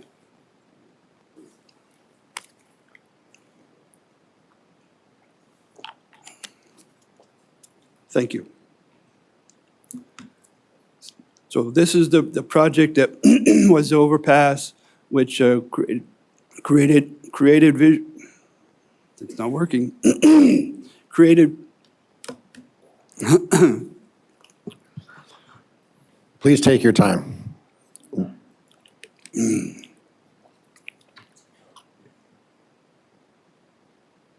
Created visual impacts to the university in Thomas and Mack. So with that in mind, we met with staff from the university. We offered a solution with a depressed roadway outside the footprint of Tropicana Avenue. With the cooperation of the university, they would have to provide the additional right-of-way necessary to make that happen. This avoided a lot of utility relocations. So with this proposal, we had both east and west depressed sections of the Beltway, Tropicana. They included 7 bridges, separate access to the T&C lot. We looked at having crossing to provide the free flow northbound, a pedestrian overpass on UCD south of Tropicana. There was a high presence of groundwater, which required the construction of a pump house. Groundwater was estimated at 12 feet, as shallow as 12 feet. The cost, I have to apologize, this is an incorrect estimate. This estimate, 195, didn't show up till about 2023. At this time in 2019, it was a $150 million estimate. So then the price climbed from the 150 to the 195. So we looked at ways to reduce the cost of the depressed section and continue the free flow traffic on University Center Drive and the depressed section. So we reduced the 7 bridges to 4 bridges, and we kept the eastbound traffic at grade, creating 2 new intersections at Paradise and University Center Drive. The revised cost dropped from 195 to 115 million. Today's current estimate, with an independent cost estimate we just had done a few months ago, it's now $210 million. It includes about over 1,400 piles driven to create the retaining walls through the depressed section. Due to the presence of the groundwater, these piles are driven almost 80 to 100 feet deep in locations. And this created problems with the construction of the bridge within the region, runway protection zone, which is shown there in blue. We would have to do certain coordination with air traffic anytime we wanted to build at that location. So with the $200 million cost estimate, we went back and tried to look again at the overpass. So we looked at the overpass and we tried to reduce its impact by reducing the total length of the structure by 400 feet. And we removed one bridge over the Thomas and Mack Drive. Under the depressed section of Tropicana, that roadway was going to go away anyway. The airport wanted to eliminate that road through the T&Z area and rebuild the T&C parking lot. So the estimated cost now of this one is $97 million. So this was an initial view when we had our prior proposal for the overpass, and I mentioned we reduced it by 400 feet. As you can see, you're on Tropicana headed eastbound, looking toward the Thomas and Mack. You can see that bridge over to the Thomas and Mack driveway and its impact. So with our reduced section, we eliminated that bridge, shortened the structure by 400 feet, allowing for a better visual, a less impacting visual impact. This was a view that you've seen before as the approach from northbound UCD towards Tropicana. So we also added a couple of views here. As most of the cars are going over the overpass, over Tropicana, these are the views that the traveling public would see of the university as they passed over the overpass. Another progression of the views. And this is finally over Tropicana, and they're now on their way down, descending onto the University Center Drive. So we made a comparison of the revised overpass and the revised DDI, which we had eliminated one of the depressed sections for eastbound. So when you looked at the benefit cost ratio, the revised overpass was 1.8, the revised DDI was 1.9. The construction cost was significantly different, about half. $97 million for the overpass, $210 million for the DDI, depressed Tropicana. The construction duration, 24 months for the overpass, 36 plus months for the depressed section. That's because we don't know what kind of coordination and how much influence during construction we will have within the runway protection zone with air traffic. Pedestrian, the transit access with the depressed section, we had to reroute the westbound bus route to head north, turn north at University Center Drive, go to Naples, turn west on Naples, and then head south back down on Paradise. So the transit system, stops got eliminated, 5 stops had to be relocated with the depressed section. On the pedestrian access and crosswalks, with the overpass, everything remains as is. With the revised EDI, we had add 5 additional crosswalks for pedestrians to cross at intersections. Traffic signals, everything remains the same. Under the overpass, no change. Revised EDI, we added 1 traffic signal and 1 PED signal for northbound traffic on University Center Drive. The number of bridges we reduced from 4 to 2 with the revised overpass. Impact on the billboards, all billboards along Tropicana and part of University Center Drive had to be relocated. With the revised overpass, there's minimal impact on the billboards. There has minimum relocation laterally. The right-of-way impact for the overpass was 5 acres on the DOA property. Revised EDI, which we had, there was about 15 acres total that was needed between Department of Aviation and UNLV. The construction in the runway protection zone was minimal with the overpass, and with the revised EDI, as I mentioned, we had drilled shafts up to for the bridge. Those are 70 feet deep, plus the depth of the press section. With the groundwater overpass, we needed no pump house. It could be all gravity flow. On the DDI, we had to build a pump house at the corner of Tropicana and University Center Drive. The northeast corner would have a pump house in that location.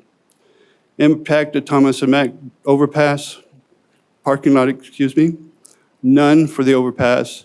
With the revised EDI, you lose 400 spots out of the parking lot. TNC operations pretty much stay the same. The visual impacts is the biggest, is where the above grade has a significant visual impact. The below grade has a minimal visual impact. So the fulfillment of the purpose and need, the purpose with the overpass gives the free flow traffic, continuous free flow past Tropicana to the westbound and to the northbound. Because of the revised EDI, we added another signal on University Center Drive, so it didn't make a big enough impact, and that's where the reduced benefit came in. So one other item I wanted to bring before you, we have a project we call the Tropicana or Tompkins Avenue Extension. It's a new connection from Koval Lane down to Paradise to bring as an alternative to Tropicana for airport-bound traffic and departing airport traffic. The road would extend from Koval down over the top of Paradise, and it would also, over the top of Paradise for westbound, and it would have a free flow movement southbound right turn off of Tompkins down to Paradise Road. As that's the portion in red is what we proposed to build initially for our project. So as you can see, if you come northbound on University Center Drive, you will have the ability to take a ramp, turn westbound, go over the top of Paradise, and continue on to Tompkins or Koval Lane. An alternative to doing this project would be in the blue, and the blue would extend Tompkins over University Center Drive, over Paradise, and could land in a Thomas and Mack parking lot.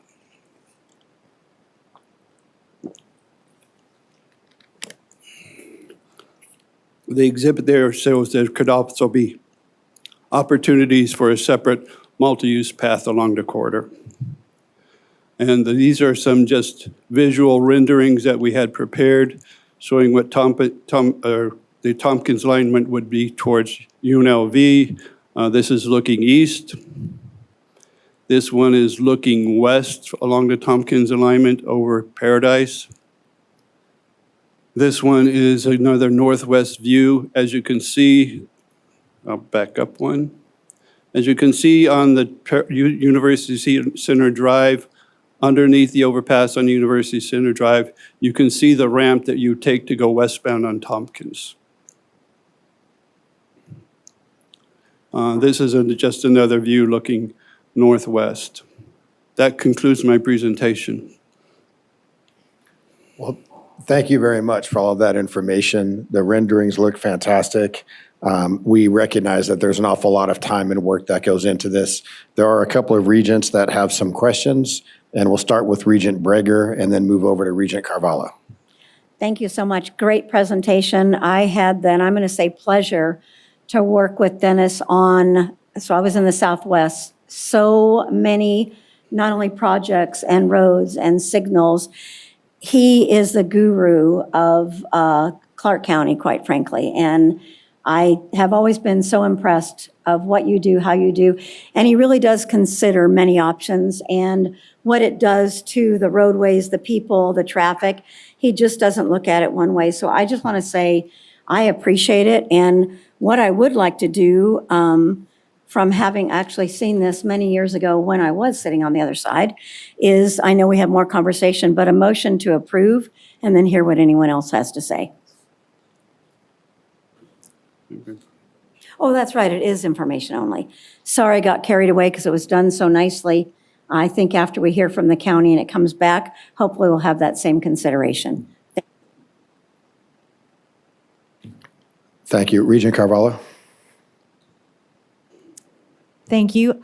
I'm hoping that maybe we can put something back up on the screen. It's slide number 5 on the county's, or I'm sorry, 6 on the county's presentation, if possible.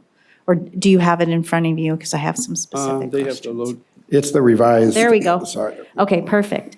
So I have a few questions regarding this. So one, you mentioned that the traffic in and access into the Thomas and Mack would be improved with this plan. Is that the case?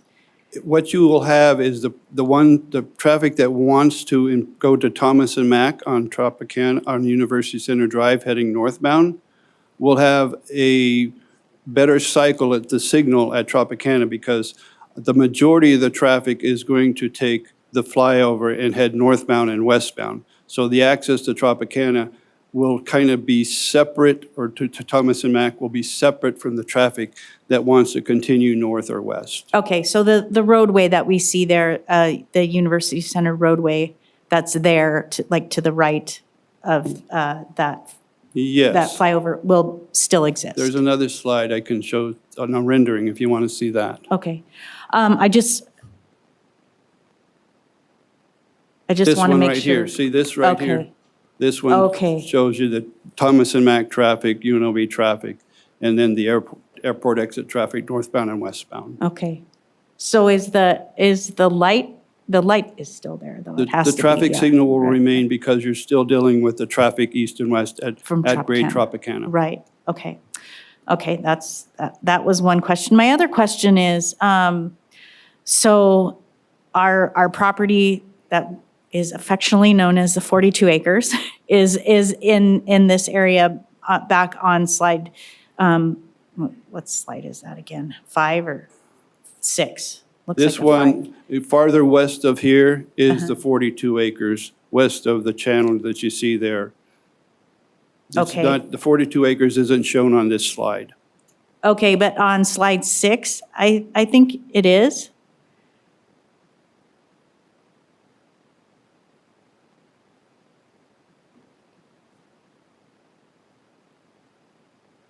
Right there. Right. It Maybe. is further west. I thought that part that's right there, that, That blue area right there is in the RPZ, that's all the Department of Okay. Aviation property. Yours is still a little farther west of this. okay, all right. I just wanted to be sure. For some reason, I was thinking that part was 42 acres. So then there's no impact to the ingress and egress for that property then with this? That it doesn't look like there's any impact? 42 acres? Uh-huh. The 42 acres is along the Tompkins alignment. The northern portion of that 42 acres is where Tompkins would pass through. So access to that parcel would be enhanced because it would have access to the north and access from the south, both. Okay. Thank you for that clarification. I think that's all I had. Thank you. Thank you. Are there any other regents with questions? I don't see any other questions. Thank you very much for the presentation. We appreciate it. Thank you. We appreciate all the work that the county commission is doing with UNLV, and thank you for the great partnership. With that, we'll move on to agenda item number 5. This is the 2026 NSHE Space Report, and we'll call on our Chief Financial Officer once again.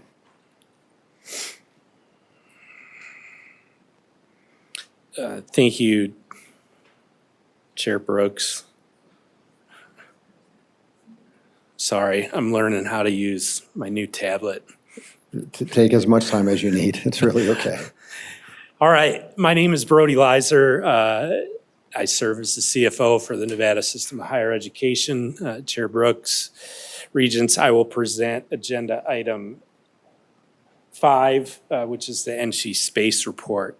This item had a supplemental material posted online, and so I want to make sure that the Regents and members listening, public audience members are aware we had some corrections to make with the space report. And I think we will load this up here shortly, but the space report is provided pursuant to Title 4, Chapter 10, Section 26 of the Board Handbook. which indicates that each institution will update its master plan every 2 years, provide the chancellor and the regents with a standardized statistical profile describing the physical dimensions of each campus operated by the institution. And the profile will include the area by type, age of the facility. So we typically present this report every 2 years at the May meeting, and that is what we are here today to talk about. So we will.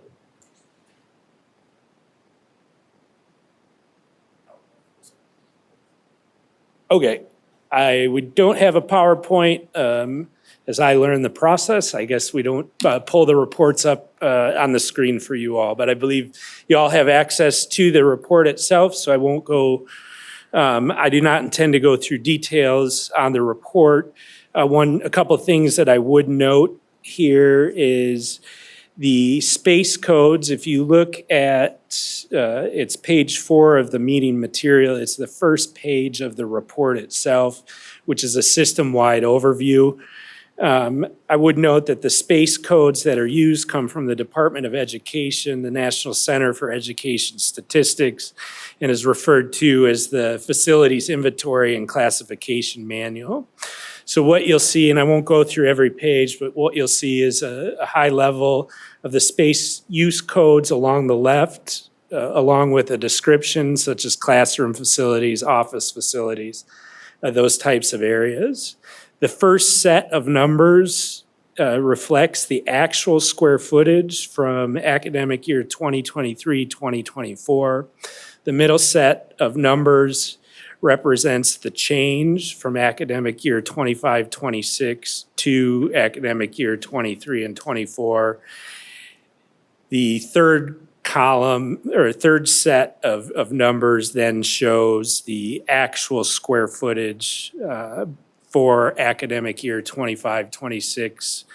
And each of those areas are broken down by owned versus leased space. In addition, to the far right, you will see student enrollment totals summarized here on this first page of the report for the system, and then each institution's data follows that on the individual pages.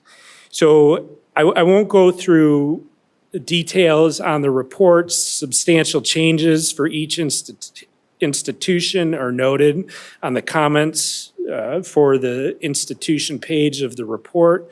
What I will say is that currently, for all square footage that is reported, we own approximately 95.4% of the total square footage and are leasing about 4.6%.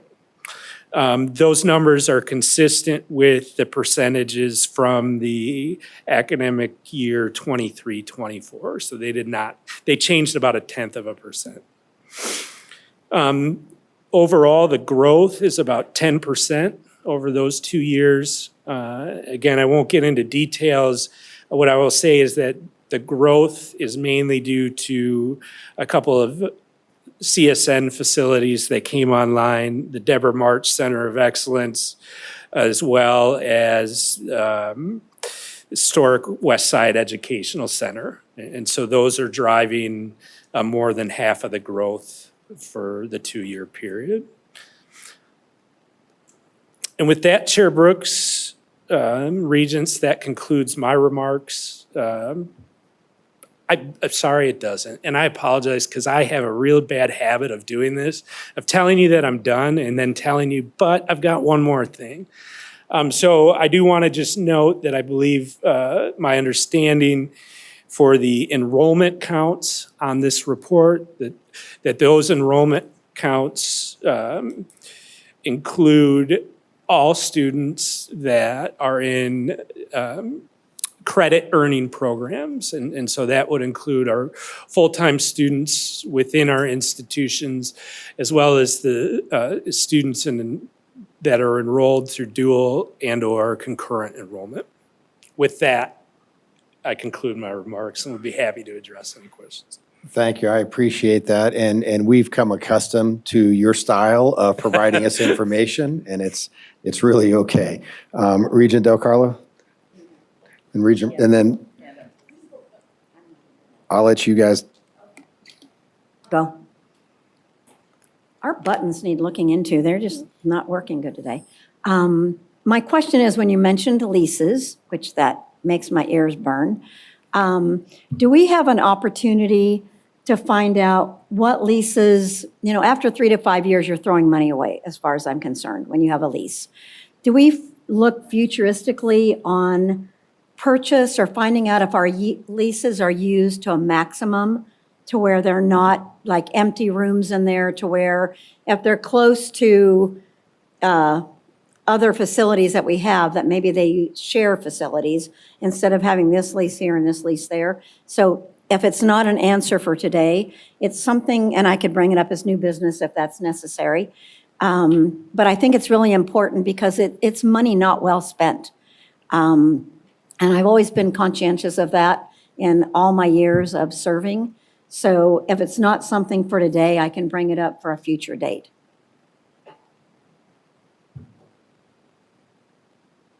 See, the buttons are not good today. We don't have any money for new mics. Yeah, I'm having the same Not- issue, Regent Breger. Yeah, I believe that what you brought up just now is probably most appropriate for new business, and then it can go formally into the hopper and bring something back that in a future agenda. Okay, and I don't accept that we don't have money for things, so go ahead. Thank you. Regent Del Carlo? Thank you, Chair Brooks. So, CFO Lizer, what is the real purpose of this? I know it's in our code. Is this a standard thing that higher ed does? And what's it telling us? And do we compare this? I saw you had a box to show student growth, enrollment growth over the 2 years, which was really good because I think all but one was up pretty good. Do we then look at this, if you got enough space? How do you determine if a campus has enough space per their students? Do you look at that too, or what's really the purpose of this? Why are we doing this every 2 years? Thank you. For the record, Brody Lizer, Regent Del Carlo. I will provide a general response, and then if any of the institutions would like to chime in. Ultimately, the goal and purpose of this report is to try and identify institutional capital construction needs. So there's a lot of factors that can go into that. And as I look at the report, this is a very high-level report of square footage. And so it does tell a story in terms of how our institutions are either growing or eliminating space. And when we tie in enrollment numbers, those growth in enrollment or declines in enrollment will certainly have an indirect impact on facility needs across our campuses. Now, that is a very generic statement because there are a lot of factors that go into those figures. And I talked about the enrollment numbers and what they include, and they include dual and concurrent enrollment students. And so we can't simply look at enrollment with a narrow view. We've got to look at a bigger picture. Specifically how the institutions use this information to develop their priorities. I would like to give them an opportunity to weigh in. And certainly if there is any thoughts or considerations to how we could improve this report, definitely open to any recommendations that the board may have.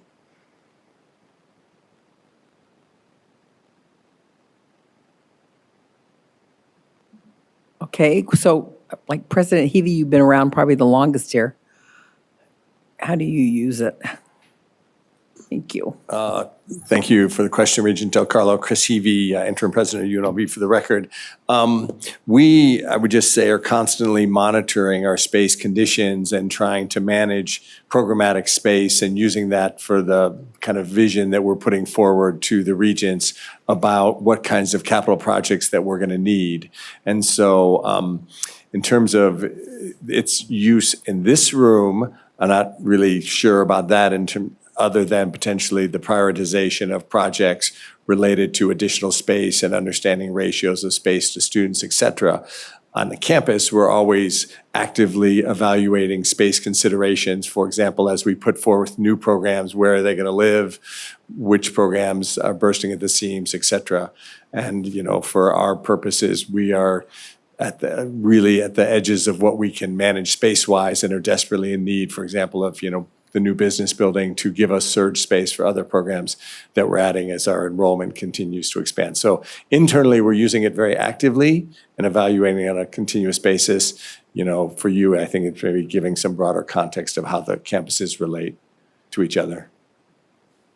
Okay, and I know it, in the past there was, I don't know if there's a report out there, maybe Brody you would know, or Chris, about the utilization of the classrooms, because it's Monday through Friday during basically business hours. You're slammed, and then Friday it drops down quite a bit, and then certainly not hardly anything on the weekend. And I know the thought, this was, I don't remember, were you on the board? We talked about that a long time ago on the board.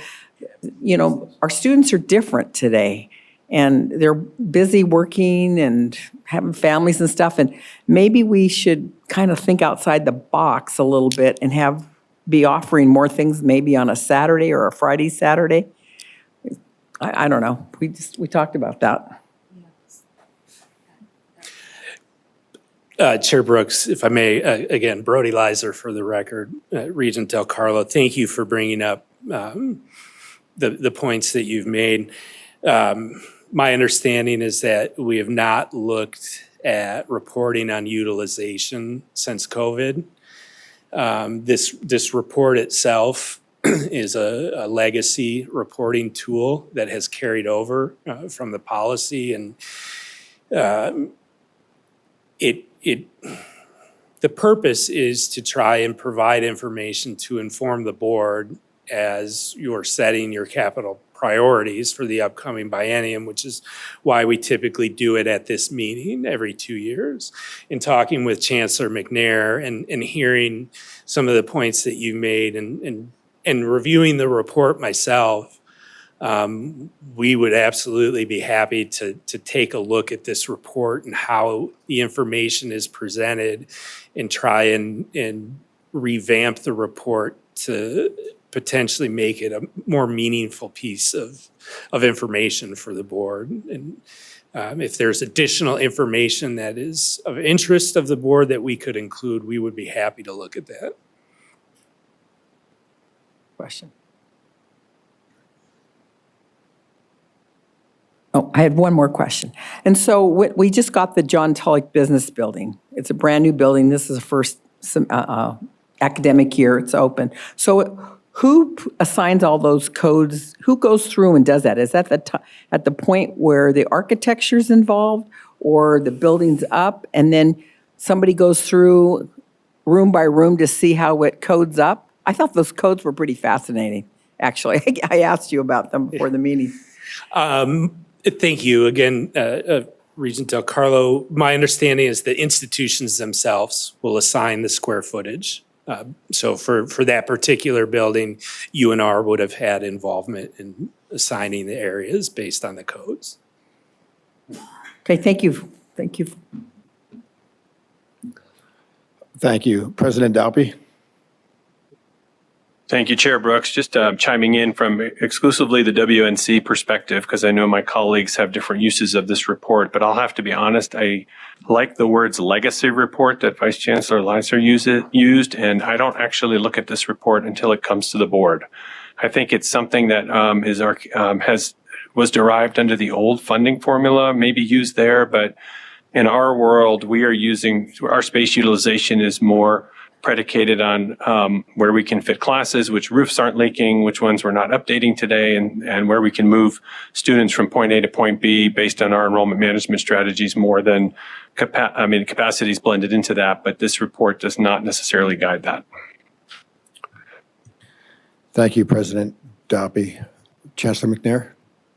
Thank you, Chair Brooks. Regent Del Carlo, I'm glad you asked that question. And Matt McNair, for the record, we actually had the same conversation as this came up since it's my first time through this as well. We're going to be evaluating this to see if you have to ask what story it tells, then it's not telling much of a story. So we will either change it so it tells a story that makes sense, or we may eliminate it. I don't know.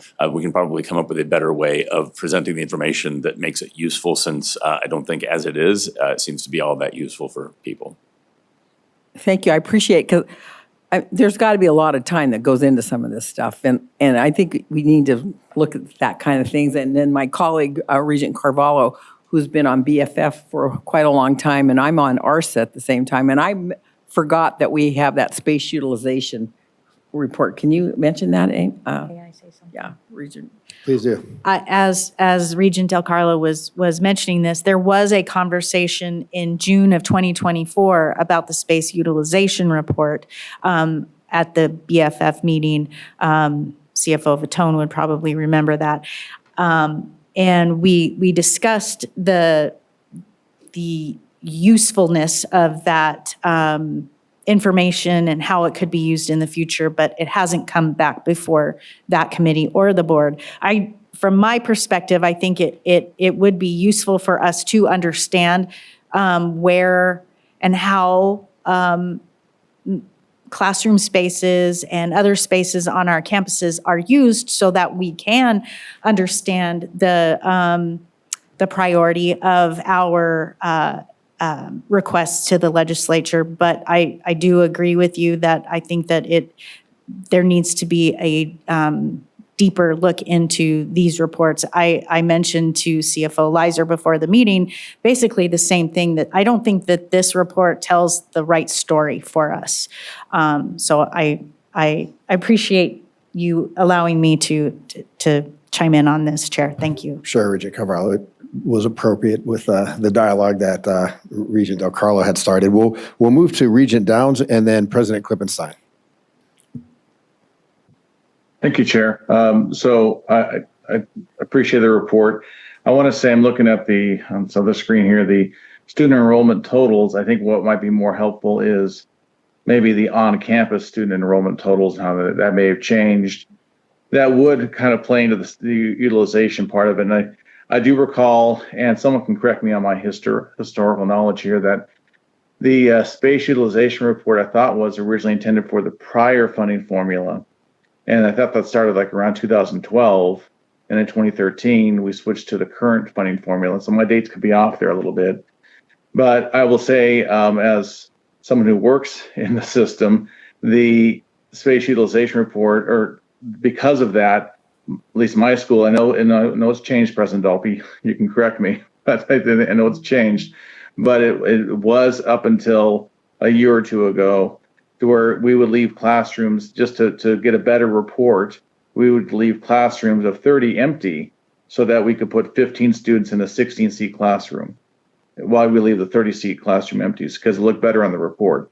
Didn't really matter how it affected learning, but it would look better on the report. And I know under President Dolphy, we've changed that policy, so and the way it's applied. But I would just caution that some of these reports could trigger certain reactions, so that they get a certain appearance on paper, regardless how it affects the classroom environment. Thank you. Thank you. President Klippenstein? Yeah, Chair Brooks, members of the board, Stacy Klippenstein for the record. Thank you very much. I concur with a lot of the items that were said. When I first looked at this report, it was helpful being a new president and understanding you have $1.18 whatever it is, 1.2 million roughly square feet of space, and its breakdown by what's leased and what's owned. That's very valuable in that context, but when you need to break it down and get more granular to really be able to utilize it in the right way. The other thing too is that I find that's very helpful with it is an understanding, but you need to be able to utilize this with the more granular look at space utilization, what classrooms are dark, which ones are lit, at various different points in time during the week, weekend, or whatever else, as you mentioned, Regent Del Carlo. The other one too is the purpose behind this is you utilize this type of information and build better reports and understanding at each institution, but being able to utilize it for facilities master planning. And that's where CSN will be heading hopefully sooner than later because our facilities master plan is aged. It's time for us to really legitimately look both at deferred maintenance, how much square footage we have, how much is within the deferred maintenance category, what's dark, what's lit. All those things are very important to any facilities master planning. So on an annual basis, if this report was improved, you would have a really good, clear, broader understanding of that at a more granular level. So when all of a sudden a facilities master plan is in front of you, you have a good sense of what that looks like and what it means and the why behind why some buildings would say, no, let's renovate, let's get rid of, let's add new. Maybe we shouldn't add new because we can do this because there is space. So I just wanted to share that perspective from a CSN perspective and a new president perspective as well. Thank you. Thank you.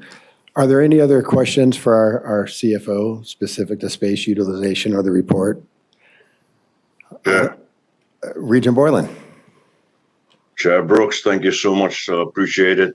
This is not specifically to the CFO, but I thought I would just mention what Dr.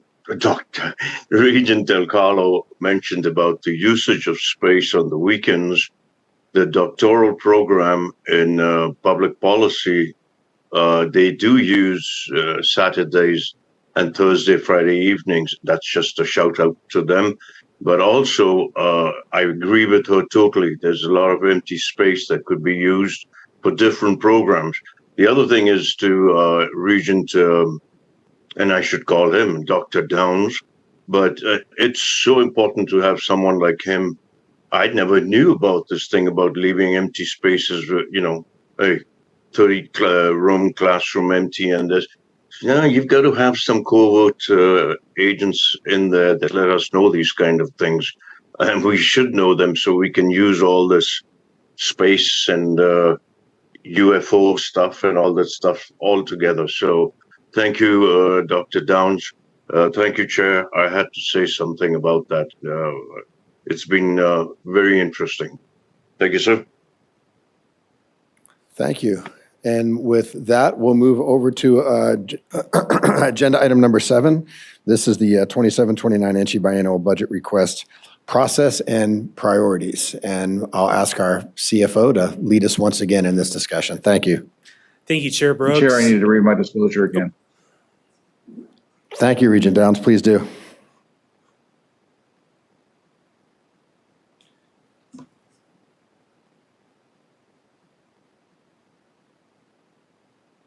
Regent Downs, we can't, I think your microphone may be off. We can't hear you. Sorry about that. Pursuant to NRS Chapter 281A, I hereby disclose that I am an employee of WNC, an institute within the Nevada System of Higher Education. Because the independence of judgment of a reasonable person would not be materially affected by my situation, I will vote on this matter. And there you have it. We're ready to go. Thank you. Thank you, Chair Brooks. Regents, again, Brody Leiser for the record.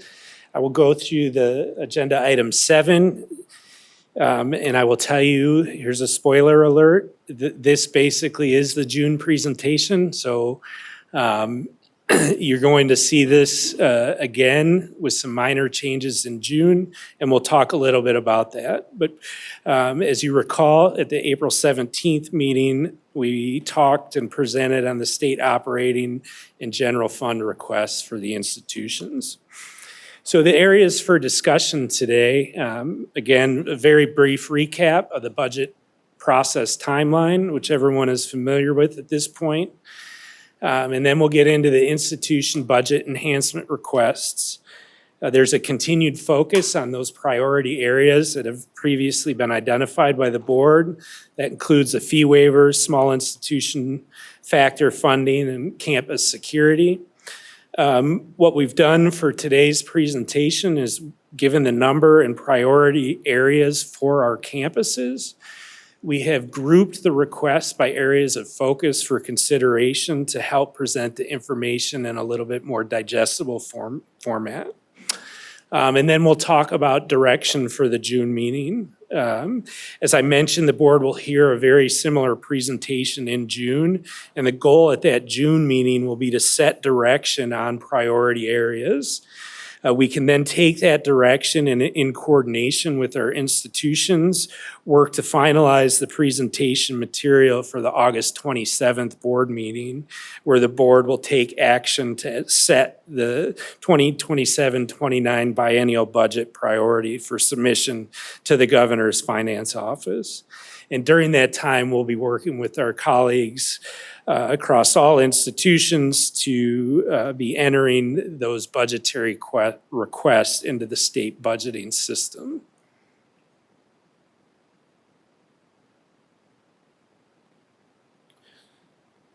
I am having a little difficulty with the button. Oh, there we go. So we have gone through this timeline several times, so I do not intend to spend much time here. We are about in the middle of that timeline with the meeting today to set the capital improvement priorities. One thing that's not on this slide, I did mention it earlier, but on August 26th, the Chancellor's Office, along with institution representatives, will present to the State Public Works Board on those capital improvement priorities that the board just approved.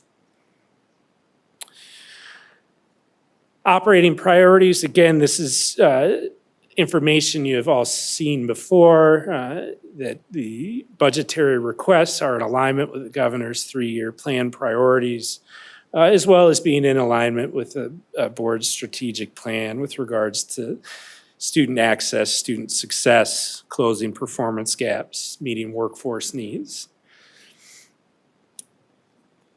I do want to spend a little bit of time on this slide that will sort of outline today's presentation and sort of set us up as we start moving forward.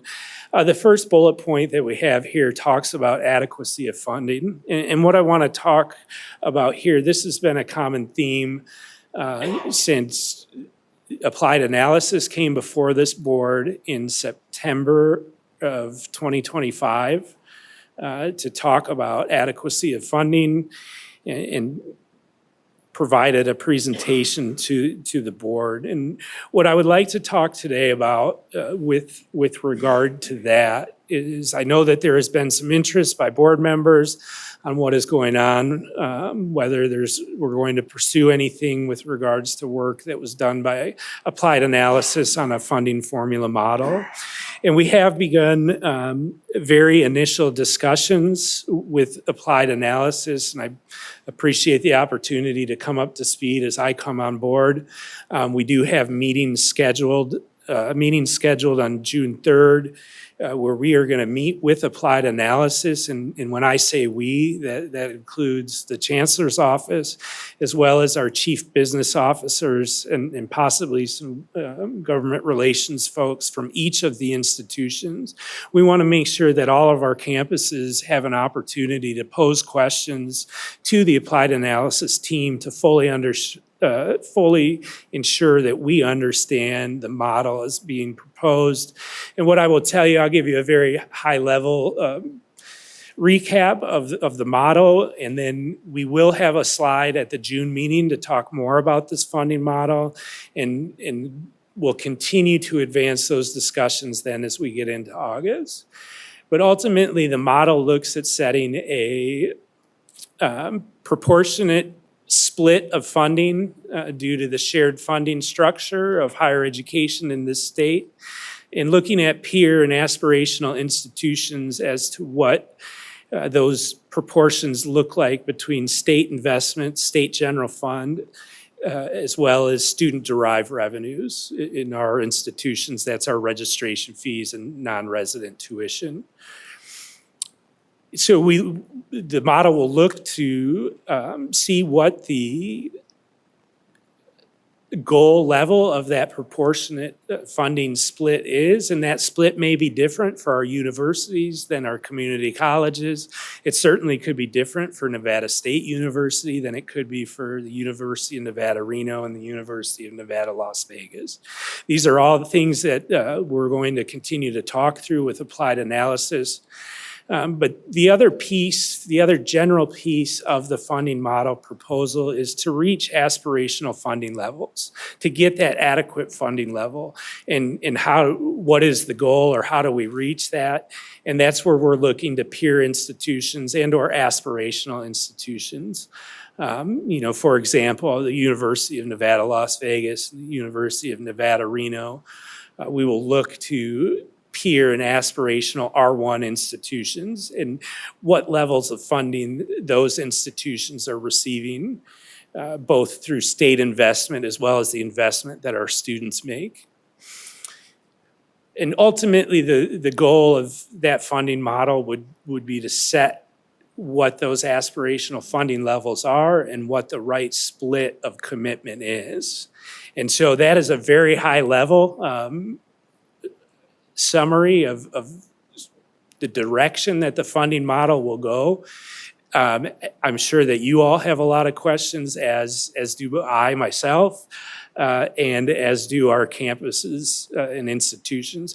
I will repeat this one more time, that we are not going to ask our institutions to do anything different in their efforts to build their budget requests for the upcoming biennium.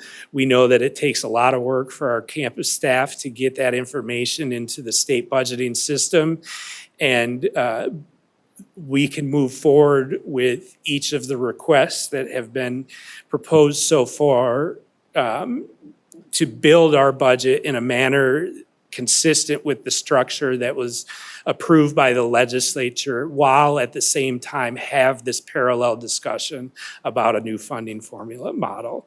And we'll get into those details again as we move forward into June and August. So thank you for allowing me to take a little bit of time to talk about that, because I know that there's interest of the board. The next thing I do want to just make a point here is one of the things that is very important to our institutions is the continuation of base funding components as well as caseload.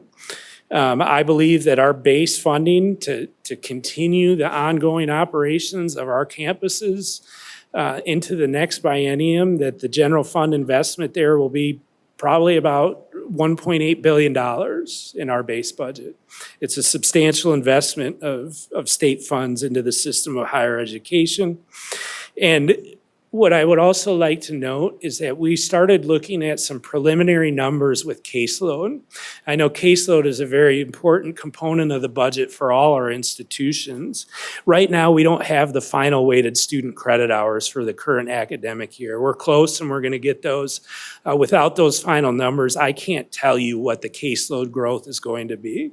What I will tell the body today is that based on preliminary projections, I believe that all of our institutions are going to see caseload growth, and that would generate additional general fund dollars. System-wide, I believe that we're looking at over $50 million a year in general fund appropriations directly related to the caseload calculation. Again, we need those final weighted student credit hours to give you a concrete number, but I believe that that's a conservative number across all 7 of our instructional institutions.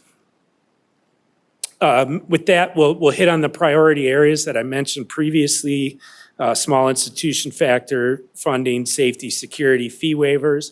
And then as I mentioned here, the last bullet on this page is we tried to group the requests by areas of focus. Please note that in this presentation, there is no recommended priority order. The things that we have in the initial slides are the things that this body has already indicated are a priority: small institution factor, security, fee waivers. Everything after that is not in a recommended priority order, so I just want to make that clear. So the first slide that we have here is the requested funding for related to the Native American and National Guard fee waivers. We've talked quite a bit about these fee waiver programs. These are statutory mandates. And these are the most applied waiver programs across our institutions. So the statutory references are there. I will just, again, I will repeat, I provided these numbers in April. We don't have the final numbers for the current academic year, but for academic year 24-25, $8.2 million in registration fees was waived across our institutions, and that was for over 1,800 students.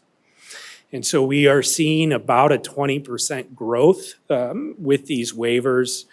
And as you can see, the total requests for the upcoming biennium is about 22.8 million. I will note this is one of the slides that was revised, and so we needed to flip the GBC numbers for Native American and National Guard. They are correct here on the screen, as well as correct a typographical error for the CSN total. The small institution factor, again, just as a recap for the board, there were some policy changes that were approved last session. Those policy changes including the threshold, the number of weighted student credit hours used for this calculation increased from 100,000 to 125,000 weighted student credit hours. Meaning that once GBC or WNC gets to 125,000 weighted student credit hours, they would no longer receive this funding. The second policy change approved by the legislature is that the rate, the per credit hour rate was increased, and now we'll have the HEPI rate applied to that rate every year ongoing. So, as I just mentioned several minutes ago, I am anticipating growth in weighted student credit hours for all of our institutions. So what does that mean for GBC and WNC? If they're growing, if their weighted student credit hours are growing, they would see a decrease in the small institution factor had the small institution factor been funded at 100% for the current biennium. That's how it works. As the institution gets closer to that 125,000 weighted student credit hours, the small institution factor funding goes down. When we see that go down, it's not necessarily a bad thing because it means those institutions are growing and they're getting additional general fund through the caseload decision unit. We should have the final numbers for this at the August meeting. One of the things that we talked about is last session, the policy changes that I talked about earlier, the net impacts from those policy changes were at 20%, funded at 20% in FY26 and 40% in FY27. So in the table here, the FY27 funding, that was at 40% of the net changes for GBC and WNC, and those figures to the far right on this slide, that's how much the institutions would have received had this been funded at 100% in the current biennium. The next slide, this board has talked about the public safety and security, and so we have the update from the April meeting. We've associated dollar figures with the institutional requests for each of these focus areas. And so you could see on this slide how the amounts break down by institution.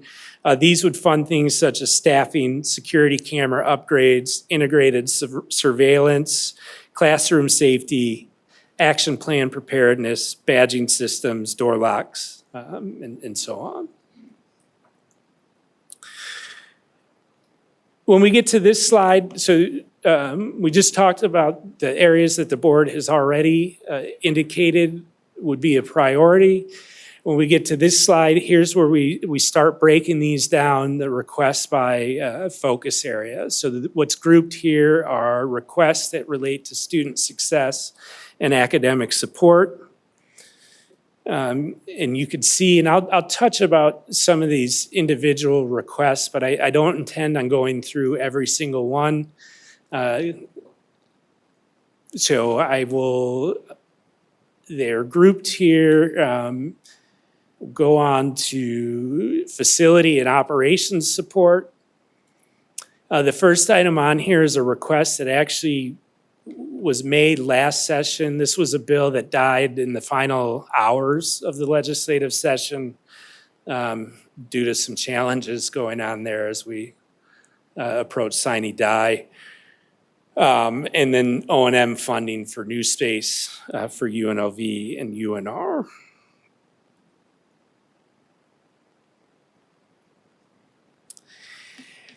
The next set of focus area that we have is healthcare workforce development.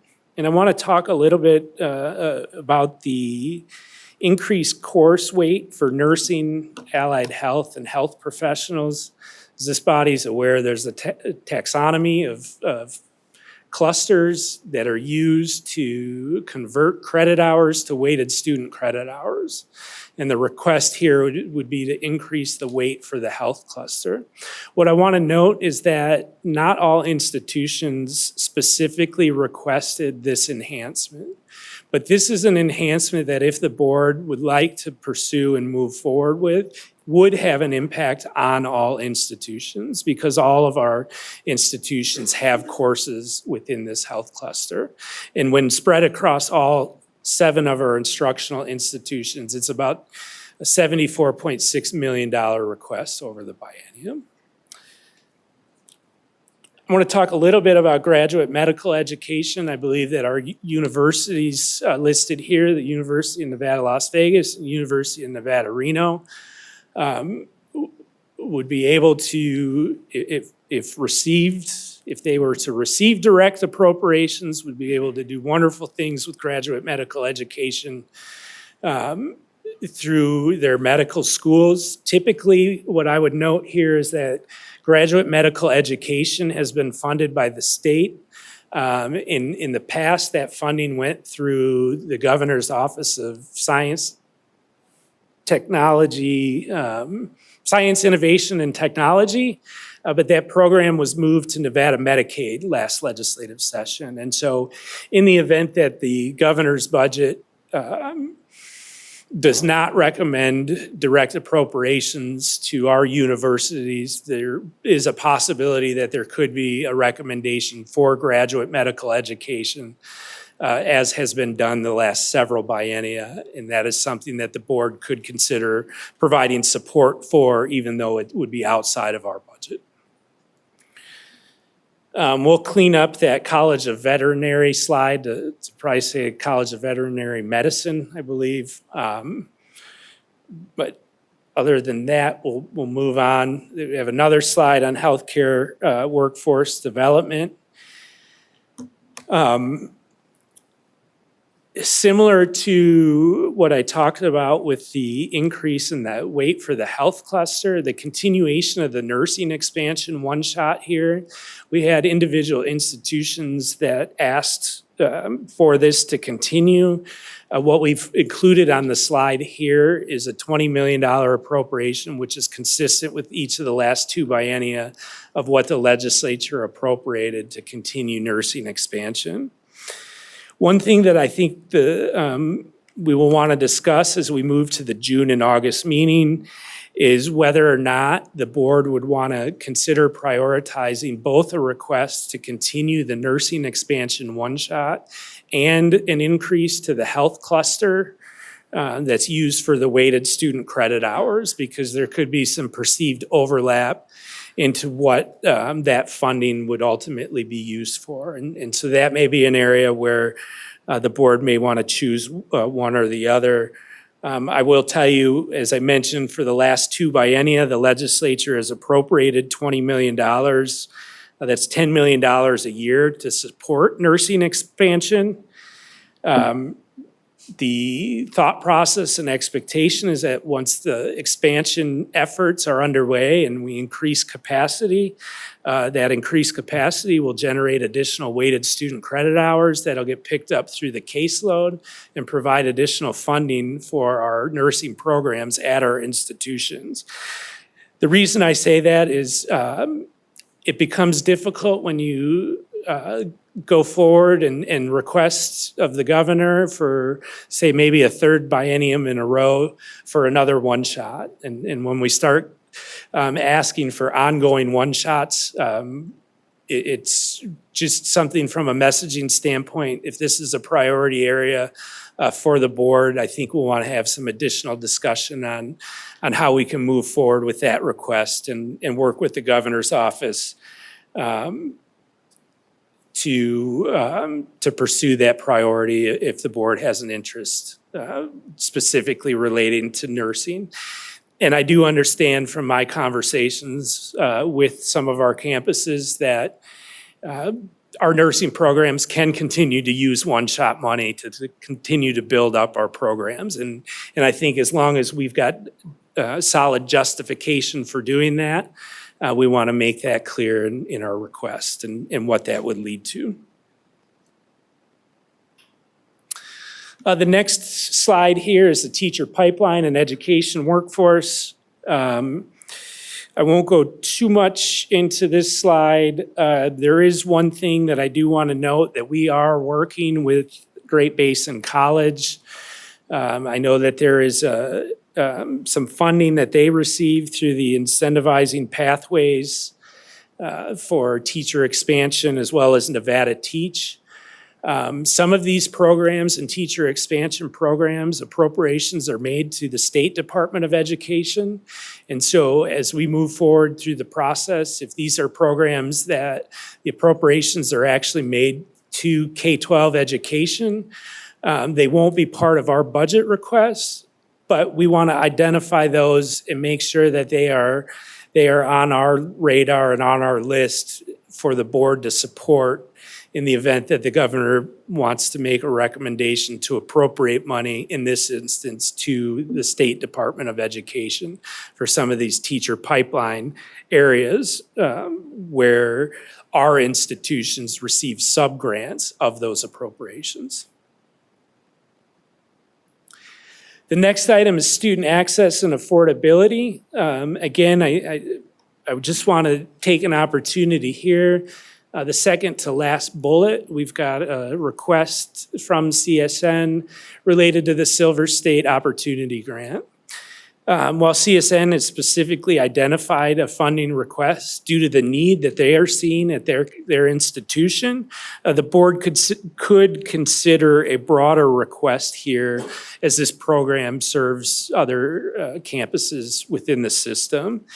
And just for context, in the current biennium, we received a $5 million appropriation each year for the Silver State Opportunity Grant.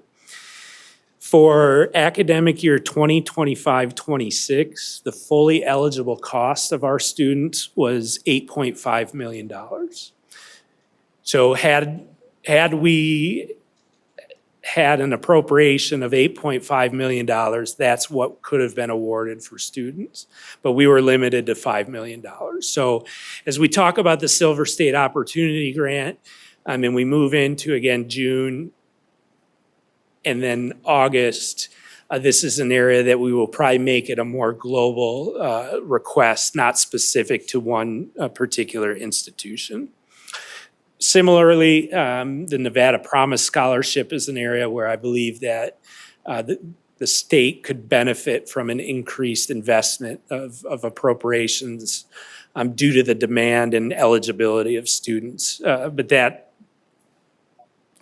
program, those appropriations are made directly to the Nevada State Treasurer's Office. But again, an area outside of our budget that I believe the board would have support for and that we'll want to include as we finalize the budgetary recommendations and get closer to the fall and upcoming legislative session.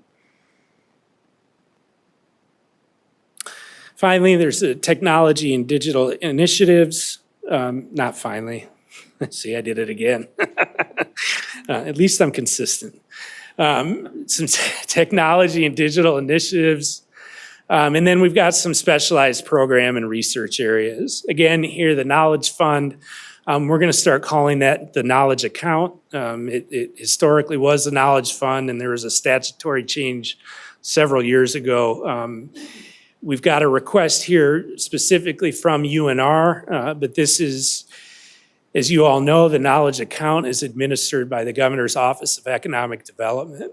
And that program benefits University of Nevada, Reno, as well as University of Nevada, Las Vegas, and our Desert Research Institute. And so if this was something that was, again, had support from the board, because this would be an appropriation to GOED and not NSHE, it's not something we would put in our budget, but there could be support from a broader context.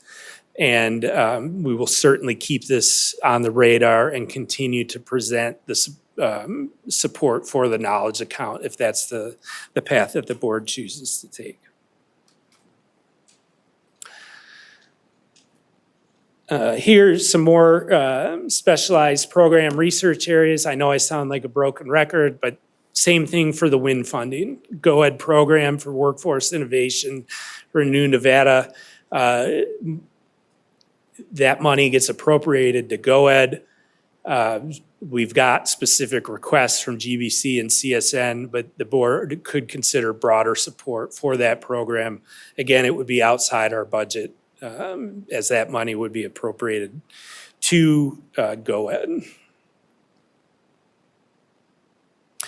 And then just the final slide here is a table format of those focus areas broken down by institution. And so with that, Chair Brooks, again, I will just repeat myself. You are going to see a very similar presentation at the June meeting.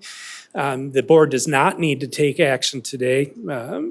This could be an informational item, so there's no need to take action. What we would hope is that when we get to the June meeting, now that we've started to put some numbers together here, that when we get to the June meeting, that we get some direction from the board in terms of what priority areas may be at the top of the list.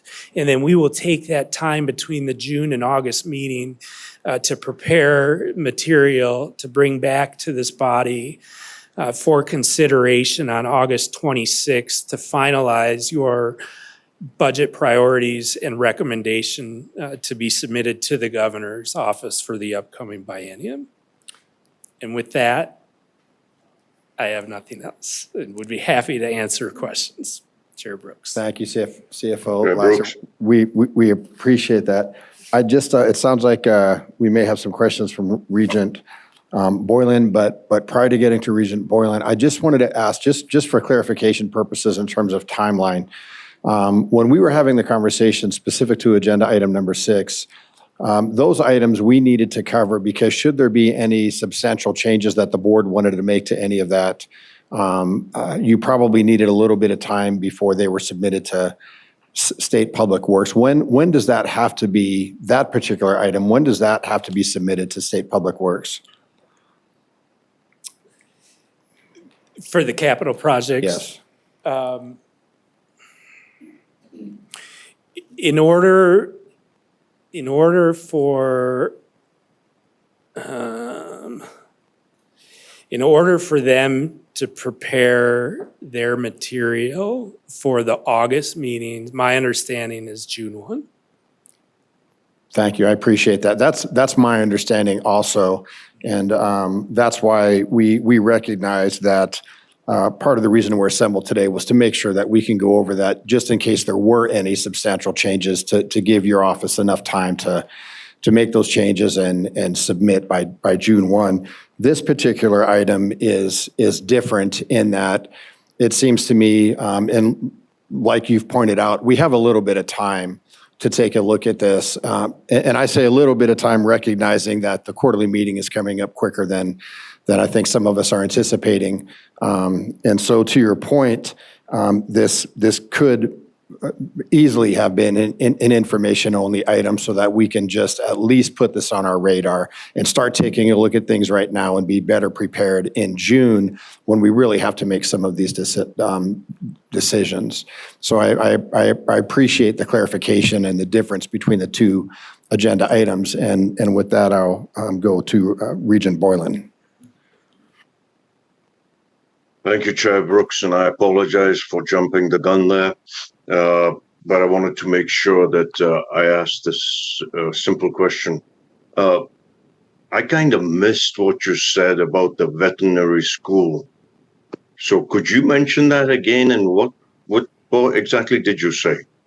I think it was slide, blah, blah, blah, blah. I don't know, one of the slides of yours. Yes, thank you, Regent Boylan. For the record, Brody Lizer. Thank you. On slide 13, the bullet that we have says College of Veterinary Funding. I just want to confirm, and I will work with UNR to make sure that that is titled correctly, or if that should be College of Veterinary Medicine, was my comment. Okay, good, thank you, because I was like, oh my gosh, I just love dogs and animals, and is he changing things, and, are we going to end up, trying to fix robots or something in there? But that was good. I'm really interested in that. And secondly, I see a lot of things we're doing, and it looks to me like they're socialistic.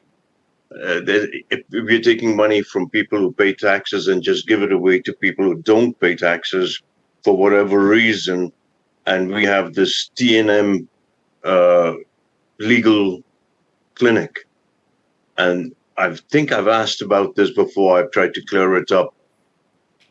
And that's just money from taxpayers helping illegal aliens to get legal advice. And how much money was that again? I'm sorry, I missed that also. And why do we do that so often? And then we ask the students that we're going to raise your fees because we've got some of our pet programs that we like in there.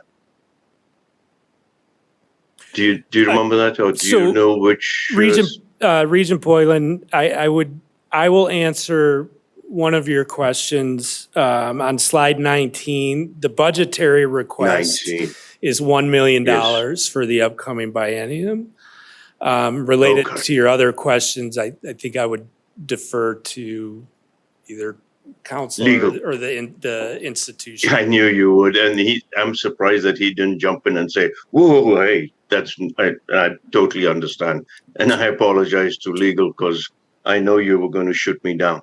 Chair Brooks and Regent Boylan, yes, for the record, your special counsel, Chris Nielsen. Yeah, I mean, this agenda item really is focused on budget. Yes, so any questions related to any budgetary items, including the legal aid clinic, are certainly appropriate. But I think getting into the policy behind those programs is really not the purpose of this agenda item. So I would recommend that we stick to budget related issues on this agenda item.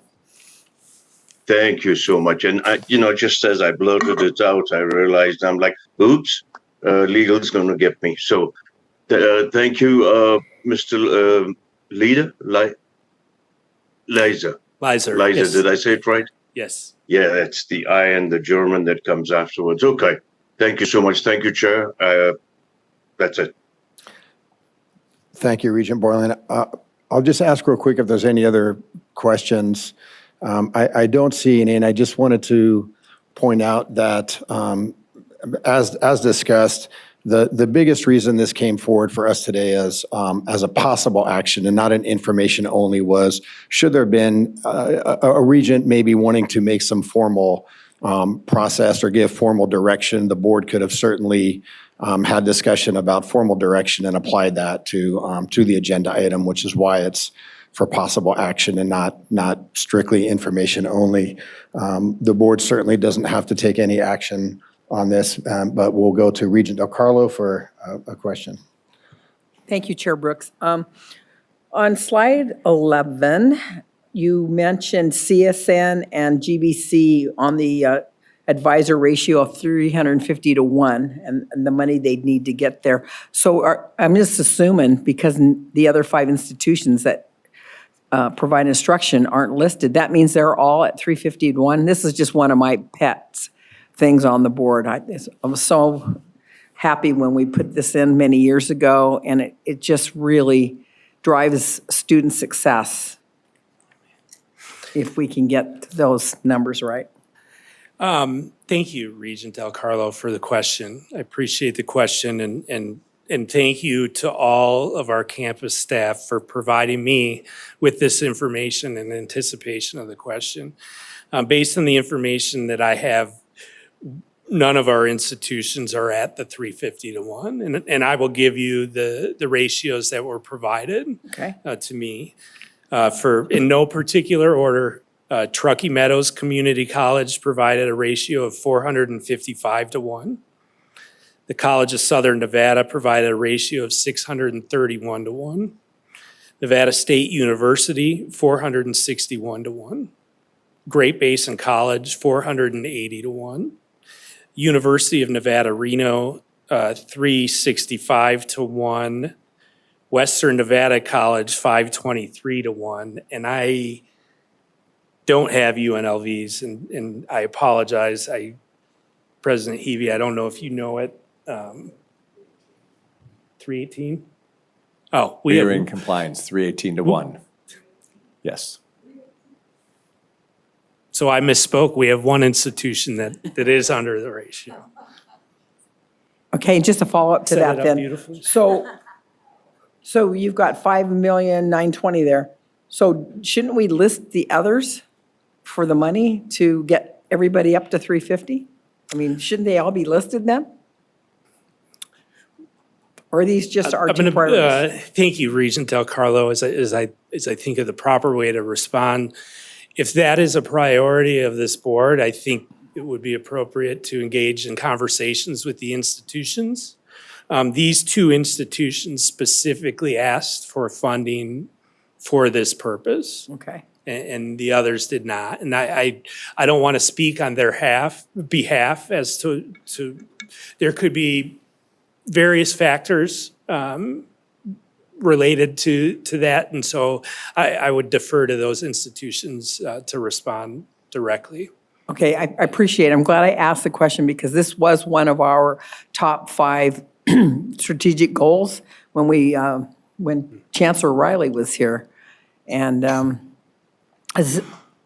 I just don't think the board's has voted to get rid of this, but it's like really a stretch goal. I mean, I'm very proud, UNLV, that you're at 318.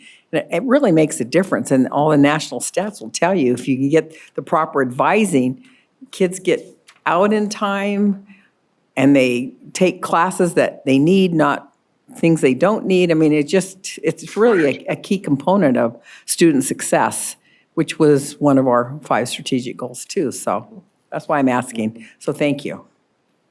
Thank you, Regent Del Mr. Carlo. Chair. Mr. Chair, Kyle Dalpy from Western Nevada Thank College. you, President Can I Dalpy. Sure. respond? Thank you. So I appreciate the conversation on this. We were at 351 to 1 or right about there. And then our rapid increase in enrollment, I think 2 years ago to 17% threw off our ratio. And we had expected additional caseload funding to help support advisors because the ratio was off because of an enrollment increase. All of that funding did not come through, nor did the small institution factor. So if there's a way that we could submit a proposal to now add to this, we would like to do that. Thank you.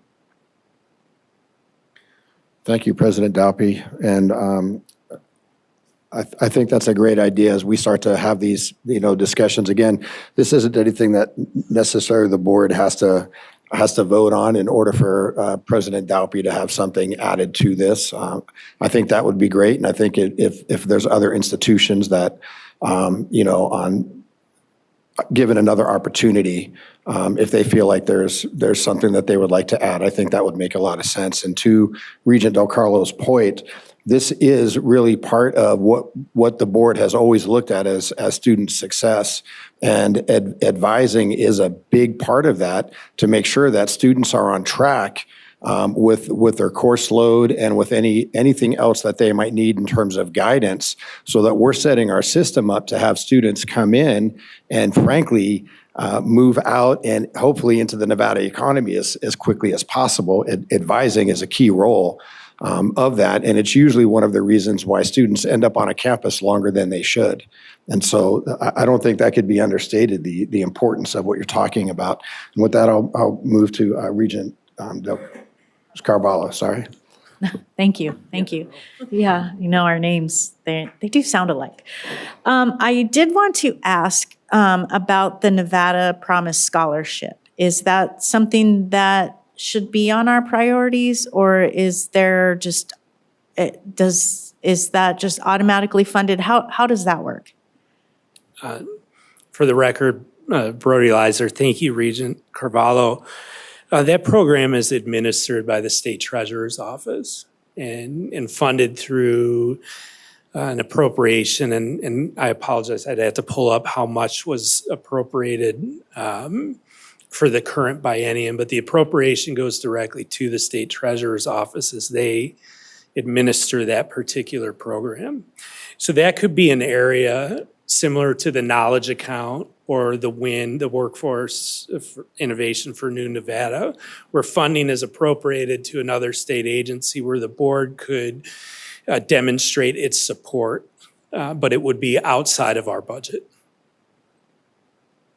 Thank you for that clarification. Thank you. Are there any other questions from board members?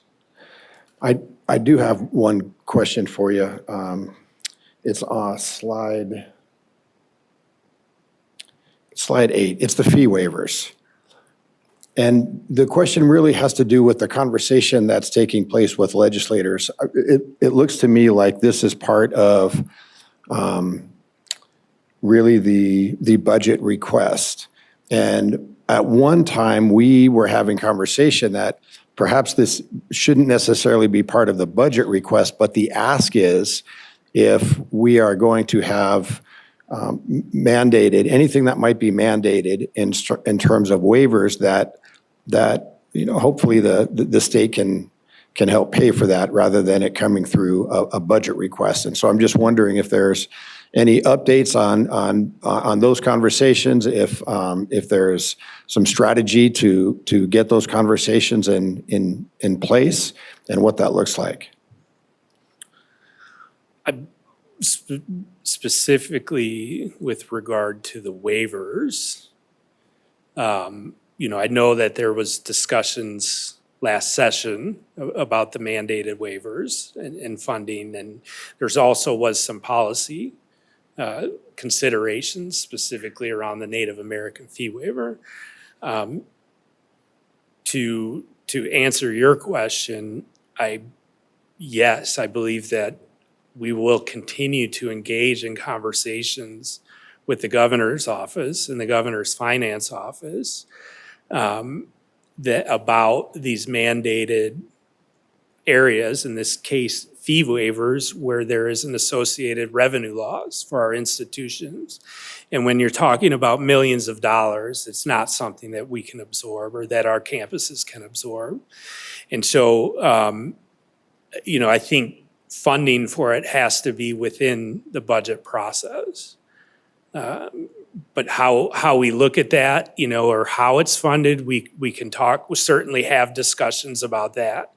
But we absolutely will continue to have discussions, again, assuming that this continues to be a priority for the board, to have those discussions with the governor's finance office initially, and then continue those discussions with legislative leadership. Because ultimately, the legislature put the policy in place. And so I think that I can tell you 2 sessions ago when the 460,000-ish appropriation per year, which continued in the current biennium, when those appropriations were initially made, that was an indication that the legislative budget policy was to support those waivers. last session, there was a funding limitation considerations. But to your point, like, yes, absolutely, we want to continue those discussions initially with the governor's office and then with legislative leadership. Thank you. I appreciate that. And the only other thing I wanted to ask was, in the conversation we're having specific to budget requests, and I'm not sure, maybe it's a line item that falls under advising or some other area.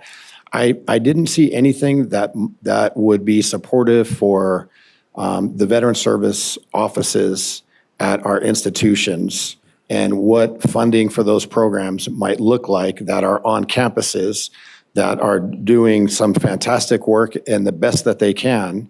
But I would imagine that they could probably use some financial support.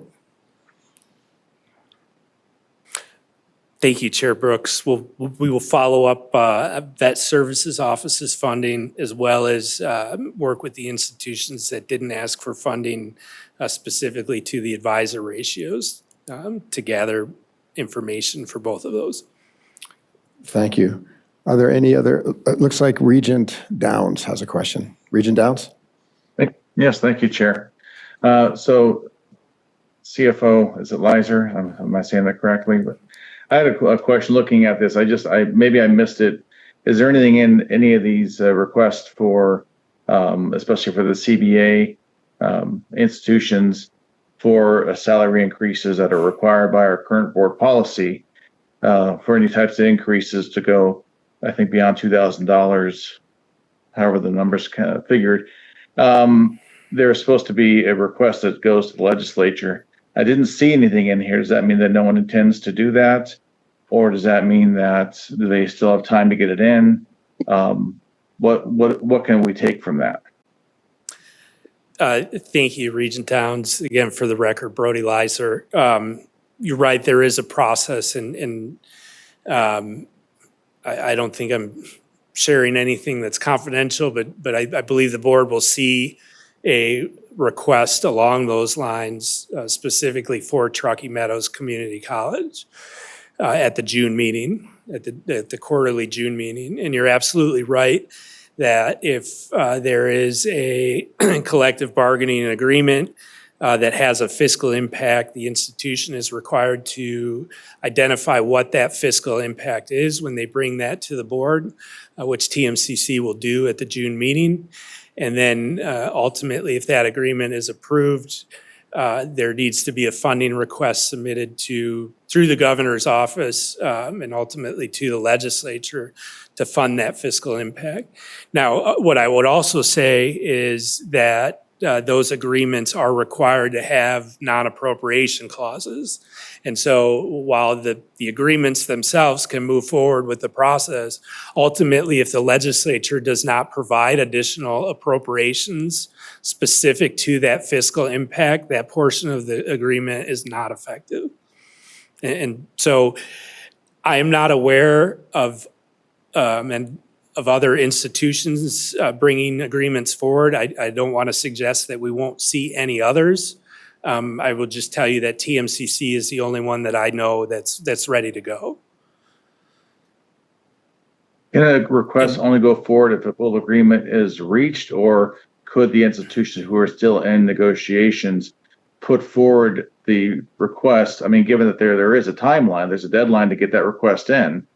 Otherwise, they have to wait 2 more years before they can put forward such a request. I mean, is it a reasonable thing that institutions who are in the process could also include their request now before the timeline expires? And thank you. And I would have to go look at the policy itself to see if there's deadlines and timeframes set. But, as we get closer, there may be deadlines within our handbook in that section or the PGM related to collective bargaining. And I apologize that I don't have that off the top of my head. But as we roll into the legislative session, the time is of the essence.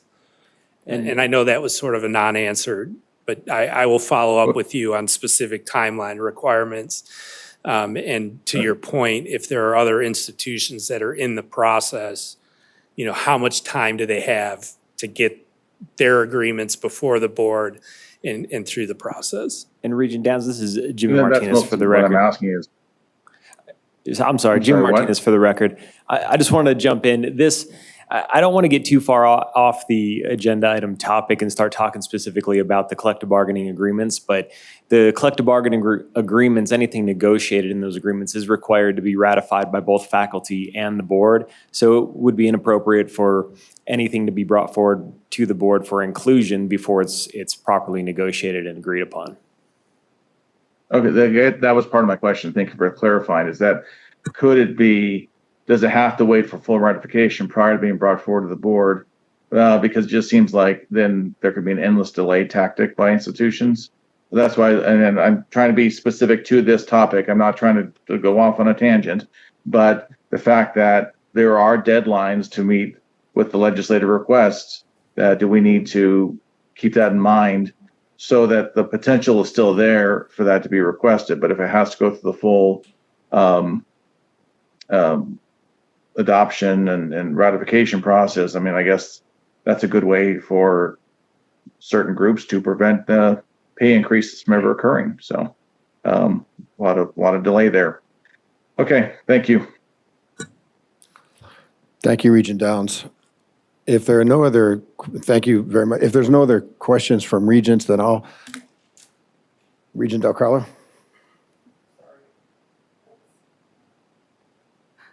Thank you, Chair Brooks. I just want to go back because you brought up the Native American, the fee waivers, not just for them, but I don't know if this is new business or if I can ask you now on that slide, I think it's 11, that there's 7 bullet points so we know what the cost would be if we had 350 to 1 on the advisors. I think we need to know that as a board because that is one of our strategic goals. And the board did set that policy back in, was it 2022, something like, say, 17, 18, 19, 20. This would be 422.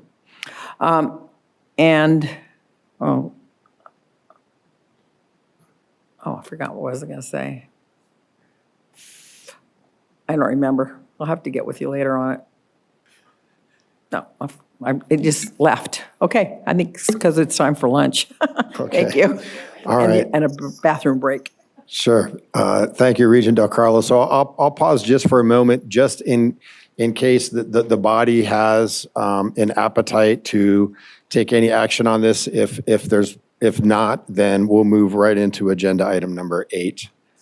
I'm sorry, President Klippenstein. It seems like I have not called on you in a timely manner. I apologize for that.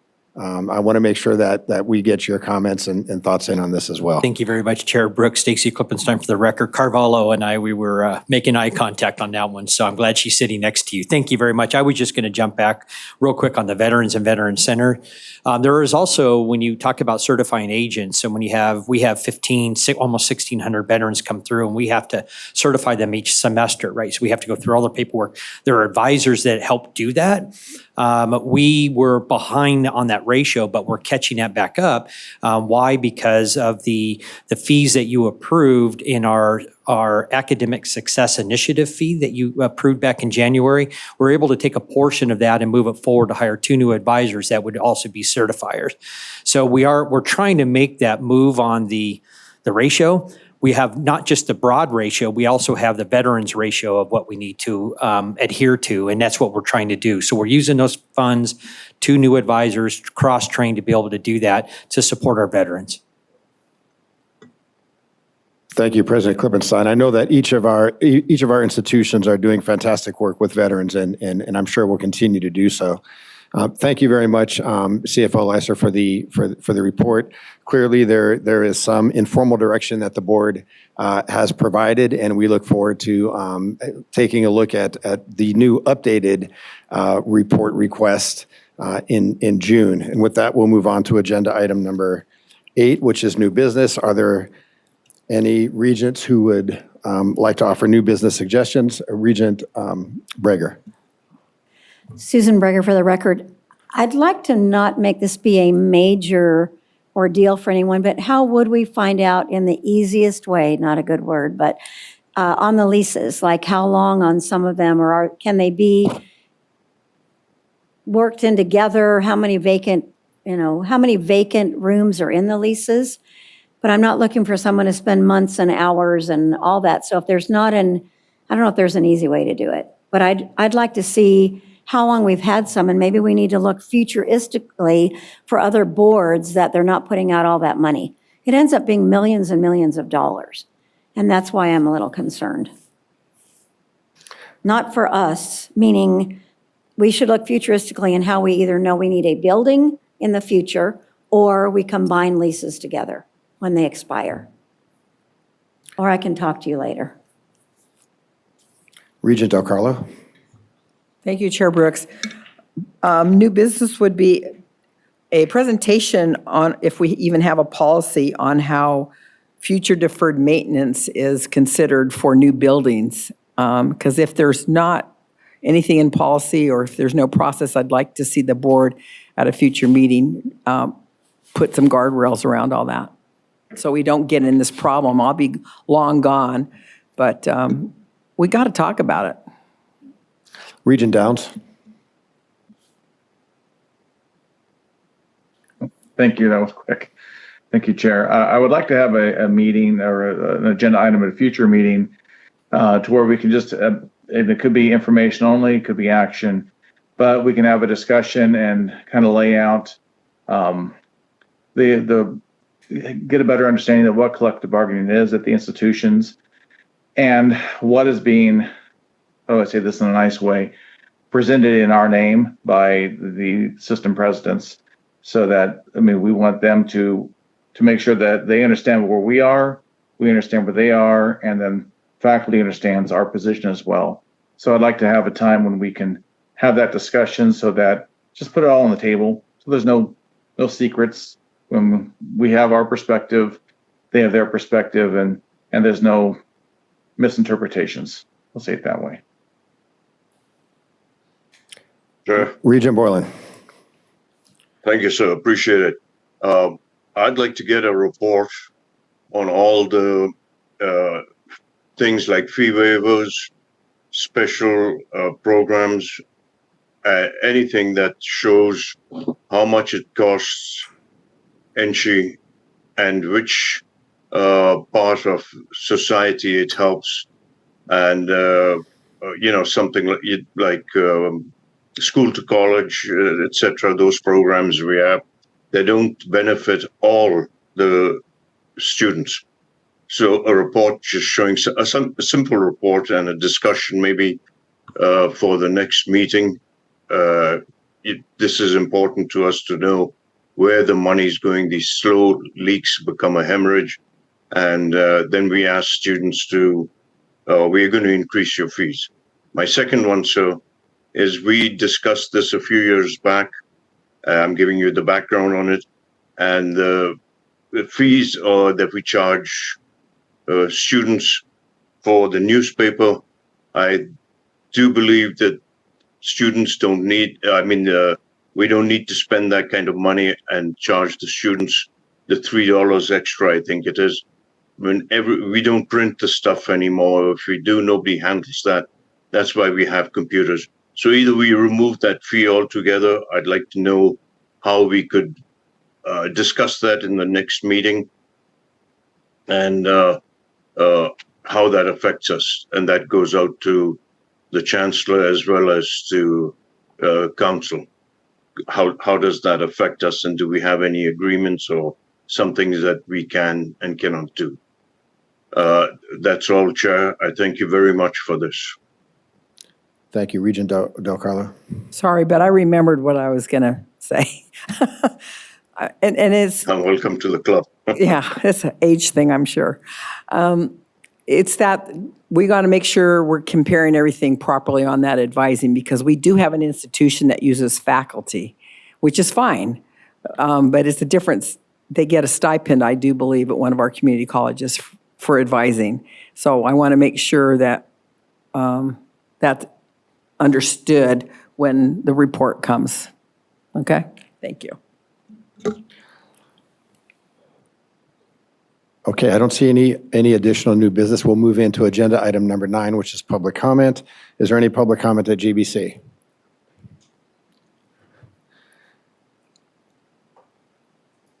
No public comment. Thank you. Is there any public comment at the system office in Reno? None in Reno.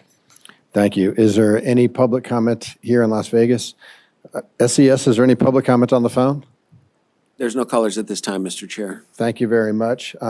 Lunch is ready, and with that, we will adjourn this meeting. Thank you.